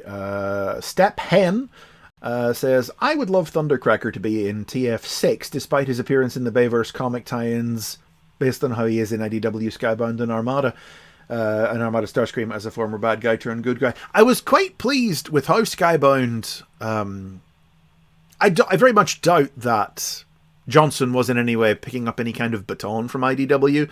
I imagine he really did just look at the old bios and decided to work that angle with Thundercracker, and it's very nice that he did continue to do that, because it won Thundercracker a lot of fans through IDW, and him doing it has really made it more than just an IDW thing, so it would be nice to think that any future iterations of Thundercracker would play in that space more. And certainly, you definitely don't need to worry about the fact he was in some Bayverse comics in any way affecting whether or not he'll be in the movies, because the people who make the movies don't pay any attention to the tie-in comics. They're not canon, they're secondary canon, as they say. So he could well turn up, sure. Blaster Tronus, opinion on Transformers versus Visionaries. I personally didn't like how they just killed off Cup and how his killer get away with it. Yeah, no, Transformers versus Visionaries sucked, which was doubly maddening for me, because I was a defender of IDW's Hasbroverse. I liked a lot of what they did in it. It didn't feel forced, and it wasn't about like allowing the other franchises to trample all over the Transformers or anything like that. Basically, like a lot of the complaints I felt people had about the Hasbroverse stuff were very hyperbolic and rooted in just a fundamental dislike of Transformers sharing space with these other things rather than in anything that was actually on the page. Except for Visionaries. Visionaries was everything that everyone said all the other IDW Hasbro stuff was. It sucked. It sucked. Don't read it. My Brain Goo asks thoughts on Cyberworld. I was talking about it earlier in the stream, so after we're done you can scroll back in here, but good. Generally surprised. Didn't expect it to be, but I've really been enjoying Cyberworld, yeah. Coulter Thomas asks, do you think it's time for a new bot to become Prime? We almost got this back in Power of the Primes, but ended up getting Primal instead.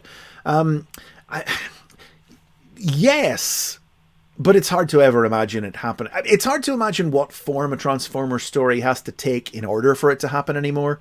Like they did Rodimus back when. It didn't work out for them, and it's made them scared ever since. And they've never done it again.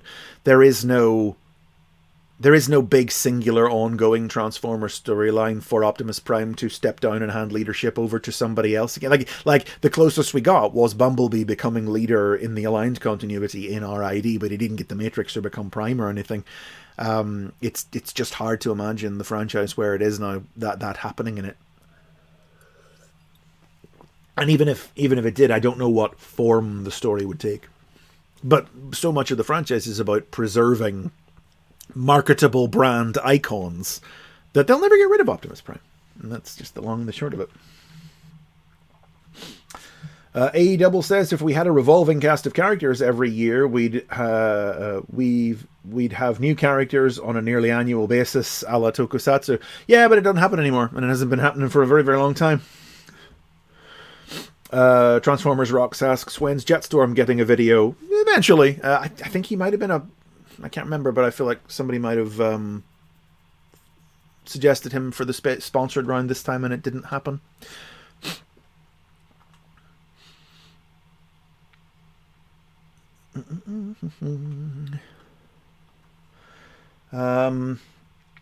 Okay, well, we've been going for an hour and a half here, folks. Probably about time to wind down. Wow, it's been a bit full on. That was an awful lot of questions from the super chats and everything, so thanks to everybody for all of those. We're not going to stop cold there. We'll wind down with a few more questions here.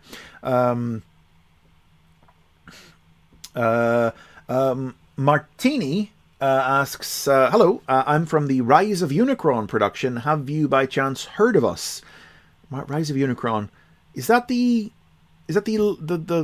live action fan film that's meant to like be Bayver 6 to continue on from where The Last Night left off? If that's it, then I think I've heard of it. I don't think I've actually seen the trailers or anything, or if there is any footage to see. Well, Martini wanted to ask what are my general thoughts on TF fan productions in general. I tell you, some of the stuff the younger generations of fans are coming out with these days. I remember back, even not that long ago, the big ideas for fan projects that would start and peter out within, a few issues of a fan comic or a couple of episodes of a fan audio drama, even fan subs of shows like Beast Wars 2nd, or fan dubs of Beast Wars 2nd and Headmasters, Beast Wars Neo back in the 2000s. They always peter out within half a dozen installments or less. And some of the stuff that like the younger guy, look at Kean Carlisle's full-length a full-length animated episode. And stuff like that, So if you guys get this full live action movie off the ground and you're a fan film and you get it made, more power to you, because it wasn't so very long ago that I would have seen that and scoffed and thought that was just a pipe dream and that's something that Transformers fans weren't equipped to bring to life based on how quickly I knew old fan projects used to peter out. I believe in it now. Jolene, absurd hypothetical question. If one of the Terrans from Earthspark was going to become a Prime, which do you think it should be? Well, the mind automatically says Twitch, because she emerged as the leader of the group. She's the passionate one, the leaderly one. Nightshade seems a little too closed off, head in their work. Jawbreaker, a little bit too soft, I think. Jawbreaker couldn't make the hard command decisions. And Hashtag... Look, and Thrash is obviously just no. Come on, be serious. It's not going to be Thrash, is it? But Hashtag... I'm having trouble coming up with a reason to say no, but I'm also she's in the middle. I'm having trouble coming up with a good reason either way. She's too busy making memes. So I guess Twitch. Yeah. But that's a pretty absurd hypothetical, yeah. Genji51 says, I saw your Combaticons vid. Yeah, that's another one that could probably do with an update with some of the stuff that's happened with the Combaticons since. Saying Blastoff's transformation was outdated. Did I say that? I had an idea for bringing them back with him being renamed Takeoff and turning into a private jet with missiles, of course. Well, Combiner Wars made him a jet. I don't remember saying Blastoff's transformation was outdated.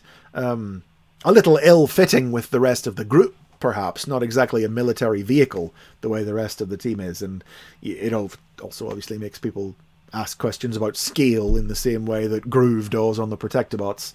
But, hey, they're doing a new Blastoff toy next year and he's a space shuttle, so I don't imagine they'll be turning Blastoff into a jet anytime soon. Hashtag Prime hitting you with the Matrix-empowered Cognito Hazard Impact font meme. says Robot Lorekeeper. PG asks, would I do basics on more members of the 13 and update some of the older videos I've done on them? Yeah, definitely. I mean, I've done more than half of the group now at this point. Onyx needs one. Quintus has just enough going on now at this point that I could do one about him, but I want to see how Earthspark ends before we make any big decisions there by doing one for him. Micronus, he can definitely get one. Nexus, yeah. That might be Amalgamus is still the one who doesn't feel like it can support an episode, and Alpha Trion is always appearing and stuff. So yeah, we can definitely do an updated Alpha Trion after 1 and everything now. Megatronus, see him after 1. You know what I would do if I did an updated, not if, but when I do an updated Fallen episode, I'll probably call it the basics on Megatronus Prime rather than the basics on the Fallen, because it seems like we don't really talk about the Fallen anymore. He's been Megatronus more so than he's been the Fallen for like 10 years now. He was Megatronus in RID. He was Megatronus in Power of the Primes. He was Megatronus Prime in Transformers 1. So I would call the video that, and it'd probably help to differentiate the video a little bit too. Who else have I done already? Prima and Solus are new, so they don't need updated. Macadam has really just had a new toy, or Alchemist has just had a new toy. But yeah.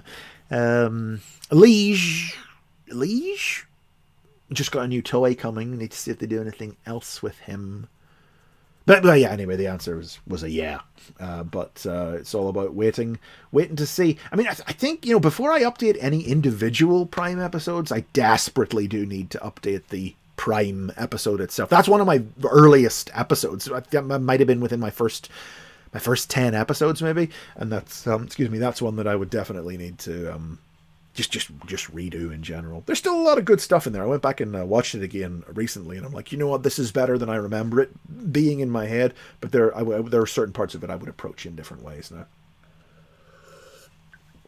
Yeah, well, there, as Genji51 notes, Megatronus doesn't really fall anymore, or not in Transformers 1, at least. Yes, he's not the Fallen in Transformers 1 at all. If you finish the videos on the 13 Primes, would you do a compilation video? Winged Blue Jay asks. Be a very repetitive compilation video. I'm always a little concerned about that. It's like, I was talking earlier about compilation videos and stuff. Like, I couldn't do a Dinobots, say, compilation video. Let's say, once I finally have all 5 Dinobots episodes made, just Sludge and Swoop to finish out the main team, I couldn't put that in a compilation, because, like, the first 2 minutes, 3 minutes of every video is basically the same script each time, because they're all one group and they do the same thing. So, that's like I was talking earlier about, I don't just want to keep pumping out compilations. Because I'm just, even though the audiences seem to respond to them okay, I don't just want to make compilations. But I'm also cognizant of the fact that I have repeated phrases and turns of phrase, because once you've figured out the simplest way to say something, for a series called The Basics, when it's about trying to explain concepts and ideas as simply as possible, once you've figured out the simplest way to say something, I'm not going to start changing up the script just for the sake of it, if it's going to get in the way of communicating the information clearly. So you make a compilation of all 13 Primes, and it's going to say a lot of the same stuff a lot of times over and over again in a row, But I understand what you're asking, Daniel the Elemental asks again, thoughts on the new mold for the Studio Series Seekers after seeing Thundercracker. I'll get it. It looks nice. And I never did get Earthrise Thundercracker, so I don't feel a mug. Which it's easy to feel like you have been made a mug with Transformers these days when you just finally, so the word is that a new Sunstreaker is coming in Studio Series, maybe not next year, but the year after. But they're pumping out an Earthrise Sunstreaker reissue before then. And that's just cheek. Like, they're trying to trick you into giving you another opportunity to buy that, when if you know there's another Sunstreaker if it's going to be an all new mold, more show accurate or whatever, There's no way you're going to want to buy an Earthrise Sunstreaker reissue at this point. That's just cheek. You feel a mug. But okay, it's been 5 years since Earthrise Seekers. I wish that the Earthrise Seeker, just based on that Thundercracker mold, I like what it's doing. I was worried it was going to have a fake cockpit chest, but it doesn't look like that's the case because the Masterpiece Seeker mold redo, I think, had a fake cockpit chest. It doesn't look like it does. I just wish that it was a little bit more like Studio Series Megs, who has greebling. He has detailing on him. You know, minimal compared to something like Siege, but it's not big seas of flat, detailless areas. Whereas Thundercracker, you can see, has gone for a total tone-accurate look of flat surfaces with no detail. And it still looks like a nice figure, but it's still not going to sit next to, you know, Megatron on the shelf and be like the exact perfect one-for-one match for that design language, you know?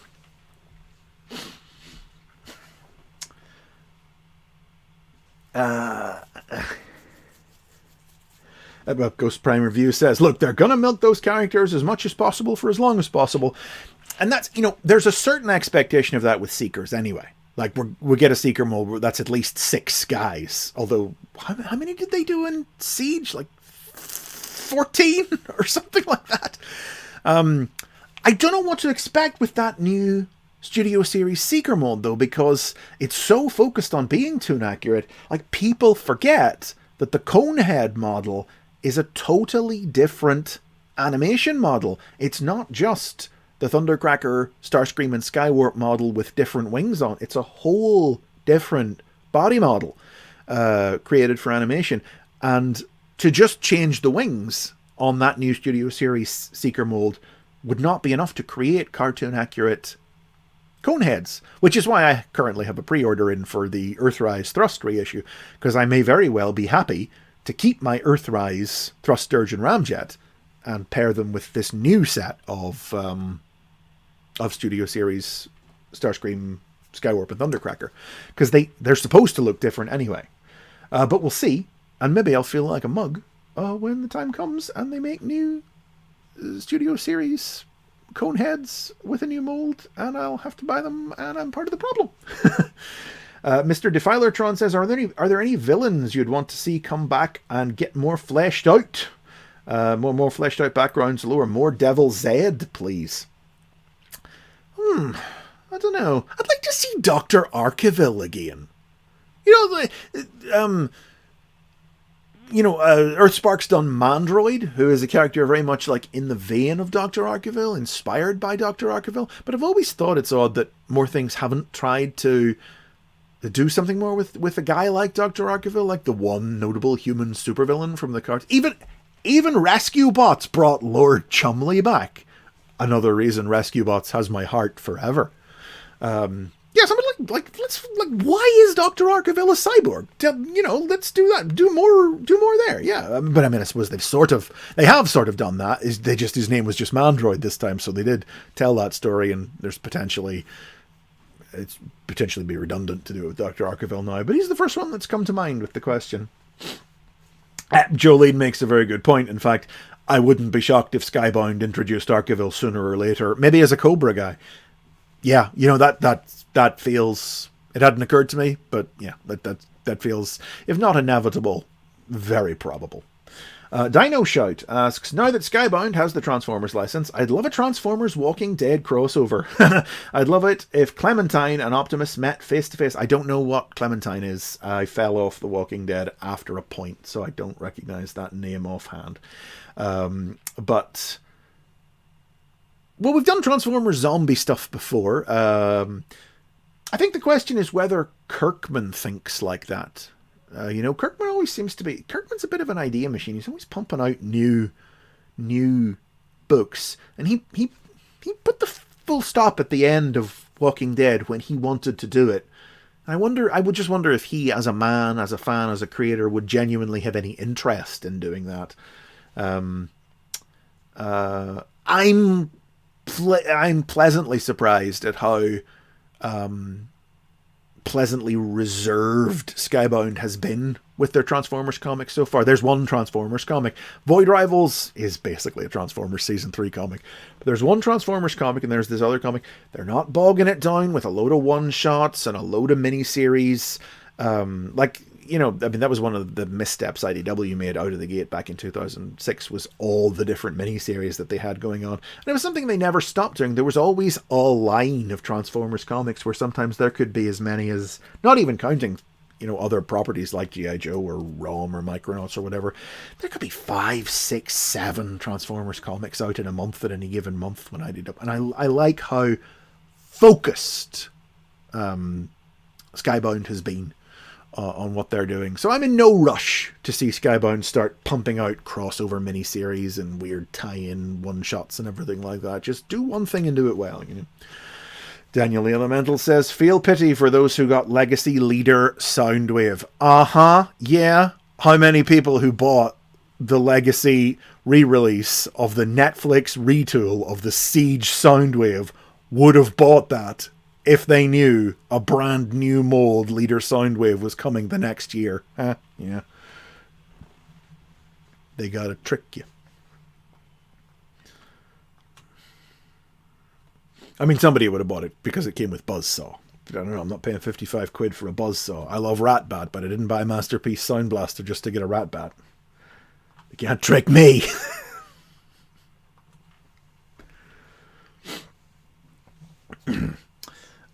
Jake the real fanner 609 says, on the topic of Skybound, which killed off characters, did you think got way more spotlight than they'd had in the past? Which killed off characters did you think got way more spotlight than they've had in the past? I mean, not anybody that they've killed. I don't think they really killed any. They didn't give many characters time in the spotlight before they then killed them. So, I couldn't say Slingshot got more time in the spotlight in Skybound than in the G1 cartoon, say, But I was never I wasn't fussed about Skybound killing characters, because it's like, they're dead right up until they're not. There were some preview images out of New York Comic Con this weekend for some stuff that's coming up in the Skybound book, where guys who are notionally dead are walking around again, and I'm like, yep, exactly, I knew it. They'll be dead until they're not. So I'm not fussed. I'm fine. It's grand. Clementine is the main, going back to the Walking Dead point that was made there before, Clementine's the main character in Telltale's Walking Dead games. Okay, well, I didn't play those. I thought maybe it was I thought Clementine was the name of a truck or something for some reason. It's like you wanted to meet, like, Transformer meet a vehicle from The Walking Dead. Le Savant asks, I've been reading the Transformers Compendium 1, and I'm surprised to find out that Skybound seems to have taken more inspo from the Marvel comics than the actual G1 show. I'm not sure about that. I'm not saying that there aren't commonalities, but I think that's more to do with it just being, it's very easy to imagine these creators coming to these. You'd have to single out an example of what you mean to me. Nothing's jumping to mind, because Skybound is the thing where the second arc was Countdown to Extinction. The second arc was the Ultimate Doom. The third arc was Starscream's Brigade. They're big cartoon takeoffs in Skybound. I'm not sure exactly what you're referring to when you say Skybound taking more inspo from the comic than the G1 show, but it's easy to imagine these creators coming to these ideas independently. I don't know if Johnson's even read the Marvel comics. I mean, he's probably read some of them, but I think he's pretty much headed out there hard on sleeve as being a cartoon guy. Yeah, Mellow Boy says, IDW was great, but at times the sheer amount of comics could be overwhelming. You telling me I was the guy who decided he would take it upon himself to write wiki articles for every single one of them after More Than Meets the Eye started? God, there were some months. There was an awful lot to get written up. Did Hasbro slow down the some popular IP but a Transformer billion toys? I don't think they've slowed it down. I mean, we've had the Hot Wheels ones this year. There's those football helmet ones coming. Sonic and Tails were earlier this year. It might just be that it's become part of the furniture now. They're maybe not making such a big deal out of it. I mean, I think there's a rumored Batman, a Batmobile Transformer on the leak list that some were expecting we might see it New York Comic Con, which we didn't. So I think the simple fact is that there are only so many truly iconic pop culture vehicles that you can reimagine as Transformers before you're doing things like Hot Wheels cars and football helmets and G.I. Joe vehicles versus the DeLorean, the Knight Rider, the Turtle Van, the Batmobile. And I don't know how many more there truly can be, you know. Batmaninator asks, thoughts and speculation for Shredhead, for the character or for the possibility of a toy? Because, I mean, I feel like if they're getting out that Studio Series Optimus with the arm, they've got to be at work on a Shredhead. They need to jump on that as fast as they can. I don't think the character has... again, it's kind of like with the arm. The character hasn't really, like, leapt out there and... turned into this immediate fan favorite who everybody's clamoring for a toy of. But I feel like there is a difference between him and somebody like Drift. In that Shredhead like represents the embodiment of the themes of Daniel Warren Johnson's Transformers run, of found family and the cost of war and the old dying to make way for the new, and the strong protecting those who cannot protect themselves. And obviously it's just a sick visual of the van with the painted wizard barbarian mural. If they need to get on that, you know, it will make a good toy. But I would definitely like to see the comics like do more with the character and get in their head and give them like a real story instead of just having them be a walking idea. Jolene says, once again taking the opportunity to drum up support for Jaws versus the Boat from Jaws collaborative 2-pack. Yeah.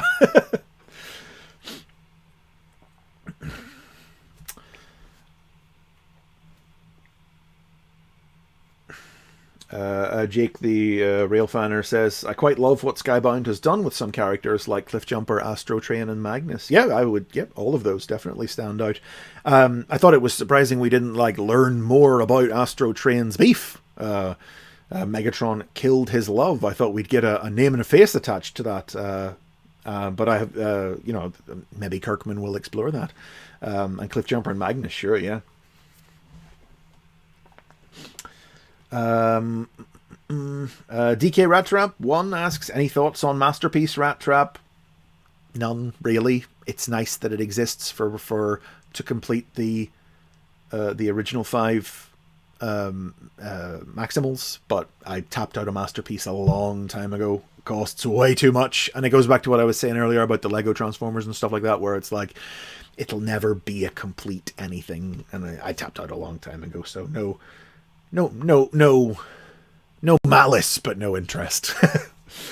There's Nova Cybertron saying hello, hugs from Brazil. Hello, guys.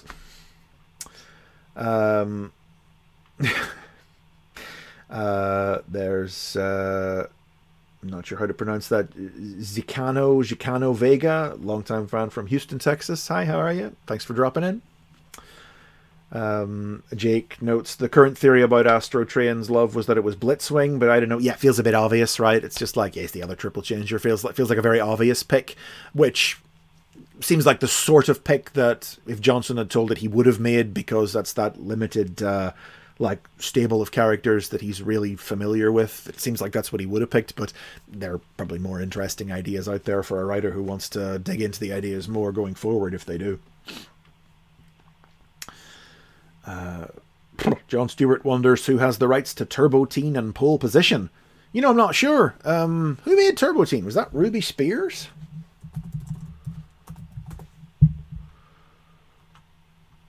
Who the heck? Yeah, Ruby Spears made Turbo Teen. And what does Warner's own Ruby Spears these days?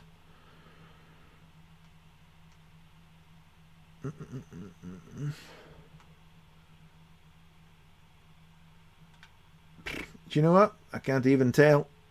Just based on a casual, I'd have to read harder at that Wikipedia article. I don't know who owns Wikipedia. I don't know who owns. I think both those shows were Ruby Spears shows. Or no, Pole Position might have been a Deke show. Anyway, I still don't know if Pole Position was a Deke show. That would mean Wildbrain owns it now. But now we're into the research portion of the show. Yeah, Pole Position was a Deke show, so I guess that means notionally Wildbrain would have it in their library, but obviously it's based on a video game, so the license is probably expired anyway. Not probably, it definitely has. Daniel asks, you know this one already, but how do you feel about the increases on Transformers figure prices? The prices going up a bit. A Voyager almost $50, unless I'm probably mistaken. I don't think it's quite as high as that. I think it's like $42 which is ridiculous. They're far too much. They already cost too much. I will say, prices haven't gone up outside of America. So we all know why prices have gone up in America. But they cost too much anyway. So it's bad. And it's bad for the brand because it means it will price people out. And yeah, it's bad. Yeah. Things costing more money during a cost of living crisis is bad. Big shockers here. Real hot takes for you on the channel here. The TF reviewer asks if we could see a Needle Nose episode. Yeah, I reckon we could. He might be obscure characters month territory because he's got Marvel and IDW and a toy, and that's about it. Oh no, there's the club figure as well, Thunder Mayhem. Might be obscure characters month territory, but he could definitely support at least one of that length. Yeah. Leaders retail at €60 in Ireland right now. I don't want to pay that for Onyx Prime, so I'm waiting for the price drop in Smith's Like a Hawk. Worked out for the fall. Yeah, I mean, certainly there are some figures I'm keeping more of an eye on for like a little price drop on here and there. But I tell you, I mean, it's 60 euros in Ireland, £55, £56 sterling up here in North. To be honest, I was happy to pay that for Onyx. Onyx, terrific, one of the best. Like, We had the Hall of Fame results for this year at New York Comic Con, and it was like the most unreported thing because who even cares about the Hall of Fame anymore? It's nothing.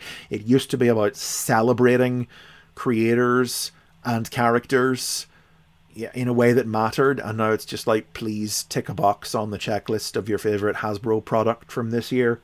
But the right toys won. Megatronus won the favorite Age of the Primes toy, and Studio Series Megatron won the best Studio Series toy. Those were the two things I voted for. They both won. So obviously I'm objectively correct in my takes. But I did have to fight with myself whether to vote for Onyx or Megatronus. Onyx was good. I considered him to be worth the money.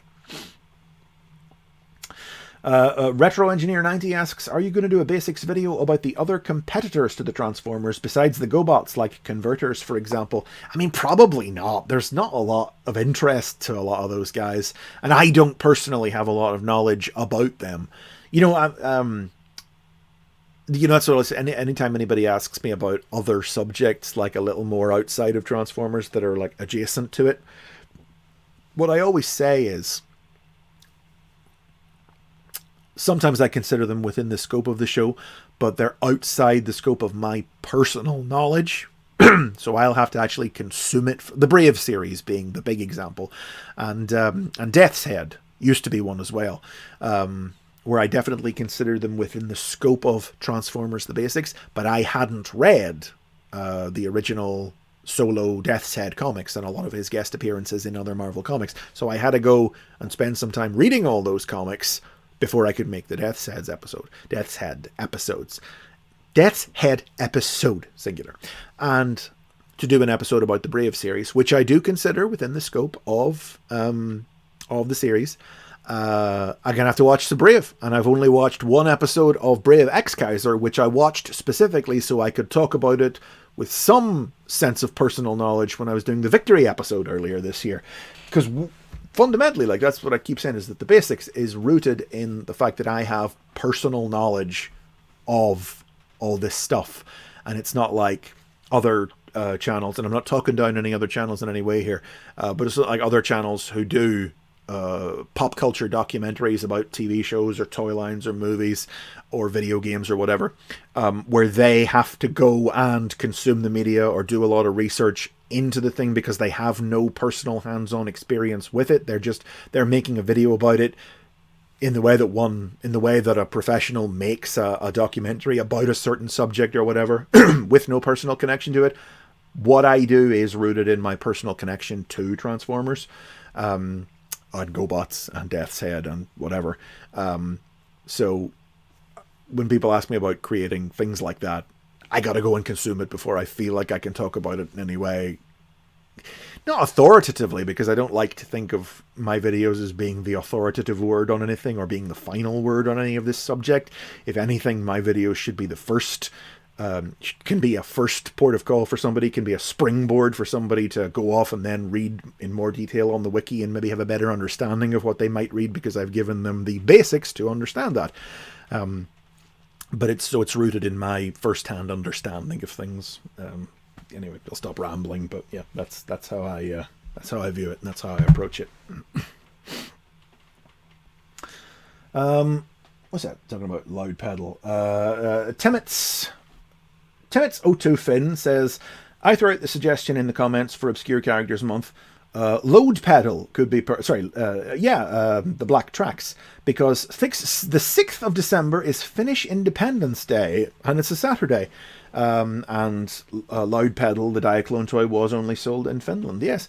I'm not sure if there's quite enough to loud pedal to do an Obscure Characters Month. He's only had two things basically, but there is the story of the original toy, and then the black tracks that people confuse for it that came with the Generations book in the early 2000s.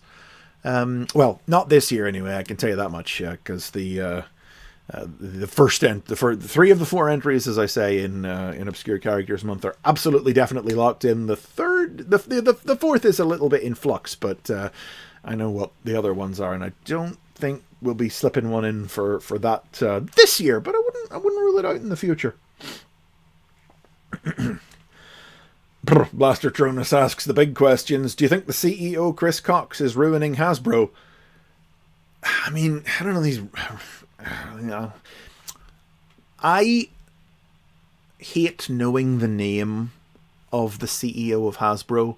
I always hate when nerds are mad on the internet and they can blame people in executive positions by name.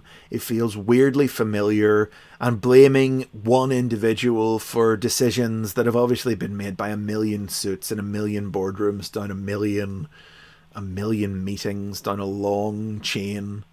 But yeah, he seems like a arsehole, and I would be very happy to see the back of him.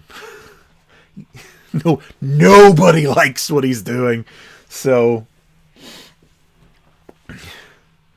Mr. Defilertron asks if I think Nexus Prime will be sold as a 5-pack or as individual toys. I mean, the word is Nexus is just a Voyager. Everybody wants to see Nexus because we want to see what they're doing with them. It seemed like it's weird because, like, the Age of the Primes combiners are Superion this year and the Combaticons next year, and those are the two teams that you need to create a club accurate Nexus Prime, because the original Nexus Prime figure was made out of figures from the Energon air and military teams, the Energon versions of the aerial bots and Combaticons. And they've not done that. They're doing something weird with Nexus, and it's weird because the point of him is that he's the first combiner, and I don't know what I don't know what they're planning to do there. I mean, they could do something like Amalgamus, where Amalgamus has this split apart and recombine trick to him. It looks great, by the way. Really looking forward to that figure. But no, Amalgamus has sort of done that. So I don't know what they're going to do. It's kind of weird. Like somebody said it in the chat earlier, and I didn't have time to answer the question at the time, but they were talking about the idea of Alpha Trion as a beast former. And I don't mind that in the abstract. You know, it goes back to unmade BotCon toys, and we've seen it in Titan's Return. But it's a bit weird that he's a beast in Transformers 1, because the whole point of Onyx is supposed to be that he's the first and only beast of the 13. So it's a bit weird that one Alpha Trion is a lion. In isolation, within the film, none of that matters. They don't talk about any of that, so it's fine, and it makes for a cooler visual than just having him turn into a spaceship or whatever. So I'd respect it as a creative choice on that level if I thought that it was a creative choice on that level, and not another case of that film looking at something from brand history and going, that is approved brand, a piece of approved brand iconography. We can have that and put it in our film and won't have to fight or argue for it in any way. But it's weird. I tend to find it weird at this point, because Alpha Trizer, as Eric Barry notes, another example. Of course, technically, Alpha Trizer was an evolved Cheetor, not Alpha Trion himself. But clearly the toy was made as a reference to Alpha Trion being a lion. You know. Jolene notes, my dream Nexus would be deluxes based on Energon Prime's limb drones, but with robot modes, and then a truck for the torso. Sure, I think the dream Nexus probably would be some kind of original mold design rather than just recolored Combaticons and aerial bots. Just couldn't even remember their name for a second there. It's still gonna be a while before we see him, because there's like people were thinking, oh, maybe we'll see Nexus at Comic-Con this weekend, and I'm like, they showed us the first wave of next year's toys at San Diego 3 months ago, and we still don't have pre-orders for them because they're that far away. They're not going to show us next summer's toys in October of the year before. They're not going to show them us 9 months early. It's going to be a while before we see Nexus, and it's really hanging over everybody and pestering everybody because we want to see what they're going to do with him. But AEW makes the point, Nexus might be harder to sell as a full combiner team due to his obscurity. I think that's absolutely the reason they've chosen not to do it. And also they don't want to risk, taking up a commander slot with somebody who's less likely to sell too, just based on obscurity either. I don't see, truthfully, I don't really see where or how Nexus could have fit into the current wave assortment pricing structure system as a full-size skeleton Age of the Primes combiner. So I just need to see what it is they're actually going to do with him. And M Cypher also says, didn't they say in some obscure whatever that all the primes were new molds? And yes, that is that they are all new molds. Daniel Kavanagh asks what I think of Bull and Cart Optimus Prime. Yes, I was talking about that right up at the top of the show. I think it's flippin' terrific. You can scroll back when the stream's over and see me talking about it at the time. Great, more of that sort of stuff, please. Nova Cybertron's wondering what I think of Shockwave's new beast mode, the whale. Yes, again, give me the freaks. Let's have some new freaky shit. Ooh, swears. Sorry. No, I gotta mark the stream as explicit. Give me the freaks. Do some freakier stuff. Make Optimus Prime a bull pulling a cart. You guys don't know how. I did not know what to expect from the future of the Timelines capsule. I didn't see what else there was beyond Hearts of Steel to really draw from. And the answer is they're making stuff up. They're coming up with original ideas and new modes. I am so looking forward to seeing what their Megatron and Bumblebee are going to turn into in this assortment. It's nice to just be reminded that Transformers is like unreservedly good. Daniel asks, what do I feel about Quintus Prime's squid-like ship mode? Is it better than the Prime Changer's Commander Quintesson? Well, I never got the Prime Changer Commander Quintesson from one. It's a little weird. It's just Quintus lying down, but I think it would always have been kind of hard to turn a robot mode that had that level of fidelity to his Covenant design into anything truly convincing. I'm definitely getting it.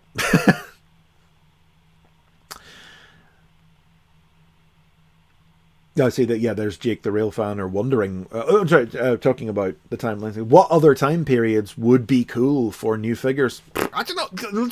Ancient Rome. Let's have somebody be a chariot. And creatures from Roman mythology, ancient Greece, Greek, something like that. Let's do medieval England. Have somebody be cannons and castles and siege towers and things like that. And steampunk is, to me, just personally to me, like one of the least interesting things you could possibly do, and one of the most obvious. And there's a reason it was the very first Evolutions comics miniseries IDW did. There's probably a pretty good reason that they didn't do any more of those, because the appeal there is just in the what do they turn into aspect of it, and not really in the story that goes around that, or the story of, oh, what if the Transformers woke up a century or two earlier or later or whatever. The fun is just in the design, so just straight in there with the toys. Yeah, it makes me so much more interested in seeing what future years of this timelines capsule will contain than I was previously.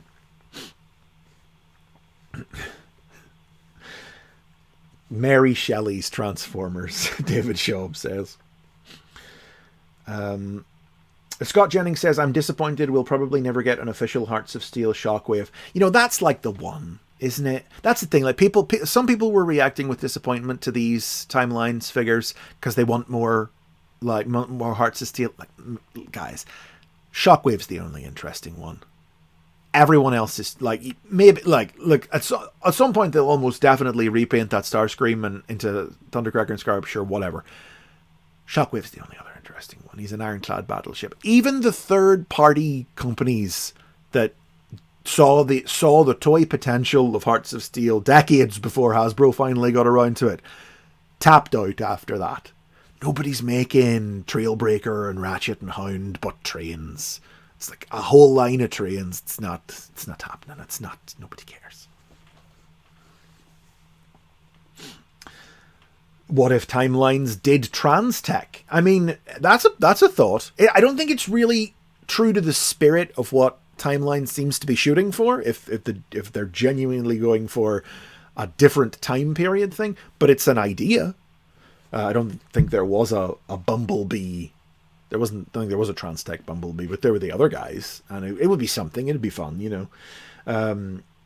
Okay, right. So Jolene says there, and I think someone else is saying in there too, I do kind of want the Hearts of Steel Insecticons who combine into a single. That's the one. Okay, all right. Shockwave and that one. That's the one other one that maybe is worth doing, but they're not going to do it. Scourge as a blimp was a good design, but I'm not sure how you work it as a toy. Sea Spray as a Viking ship. Yeah, stuff like that excite me, thrill me. And I listen, I was just so blindsided by Optimus as an ox towing a cart like a truck in the way that a truck tows a trailer. I was being very productive. I was working hard on the Furman video that day. Then they announced that, and my productivity went out the window as I spent the next hour talking about how good that was on the internet.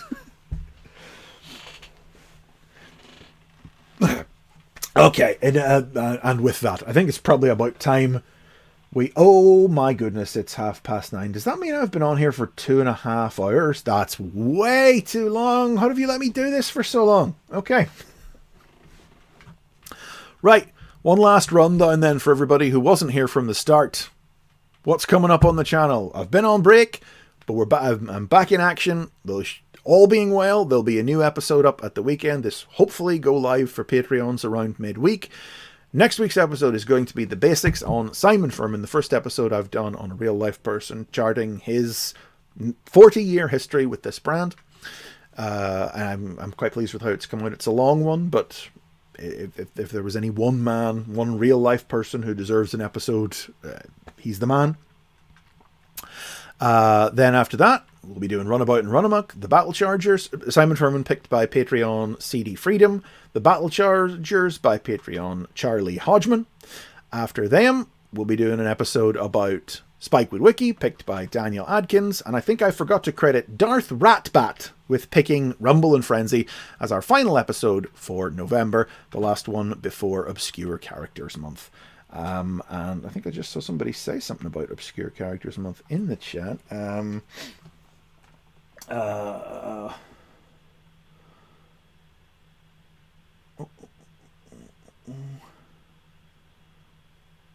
Oh, if somebody did, it's flown by already. Yeah, but no teases for Obscure Characters Month yet. That'll come sometime during November, if I've got the time, because this is the thing. I've no buffer. I've no buffer now currently. I am seat of my pantsing this, and hopefully going to be able to get all of these videos out on time.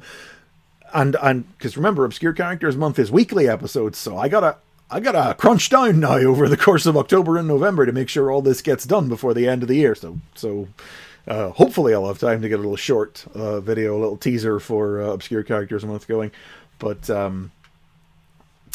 fingers crossed. Don't annoy me. Keep out of my way. It's gonna be head down, focus up for the next little while.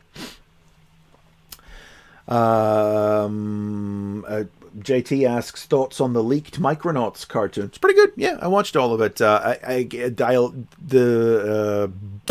Sorry, stumbled over my words there. Great voice cast. You can tell they spent money on it.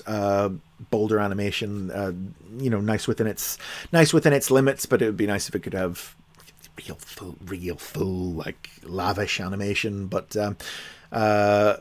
and the tone could oscillate a bit, but generally speaking, I enjoyed it. Hopefully it'll get a proper release at some point, but you can really tell it was like designed to go in concert with toys and other stuff that obviously never happened, so it's hard to see what the venue for ever actually releasing it is, but it is brilliant that it is out there, and it was nice to just sit and watch a cartoon with a genuine, real, continuing story arc plot, a genuine, like, serialized action adventure cartoon, which are in shorter and shorter supply these days. Okay, no, sorry, there's more questions coming in, but I think at this point we gotta pull a curtain over it. Gotta say goodnight for tonight.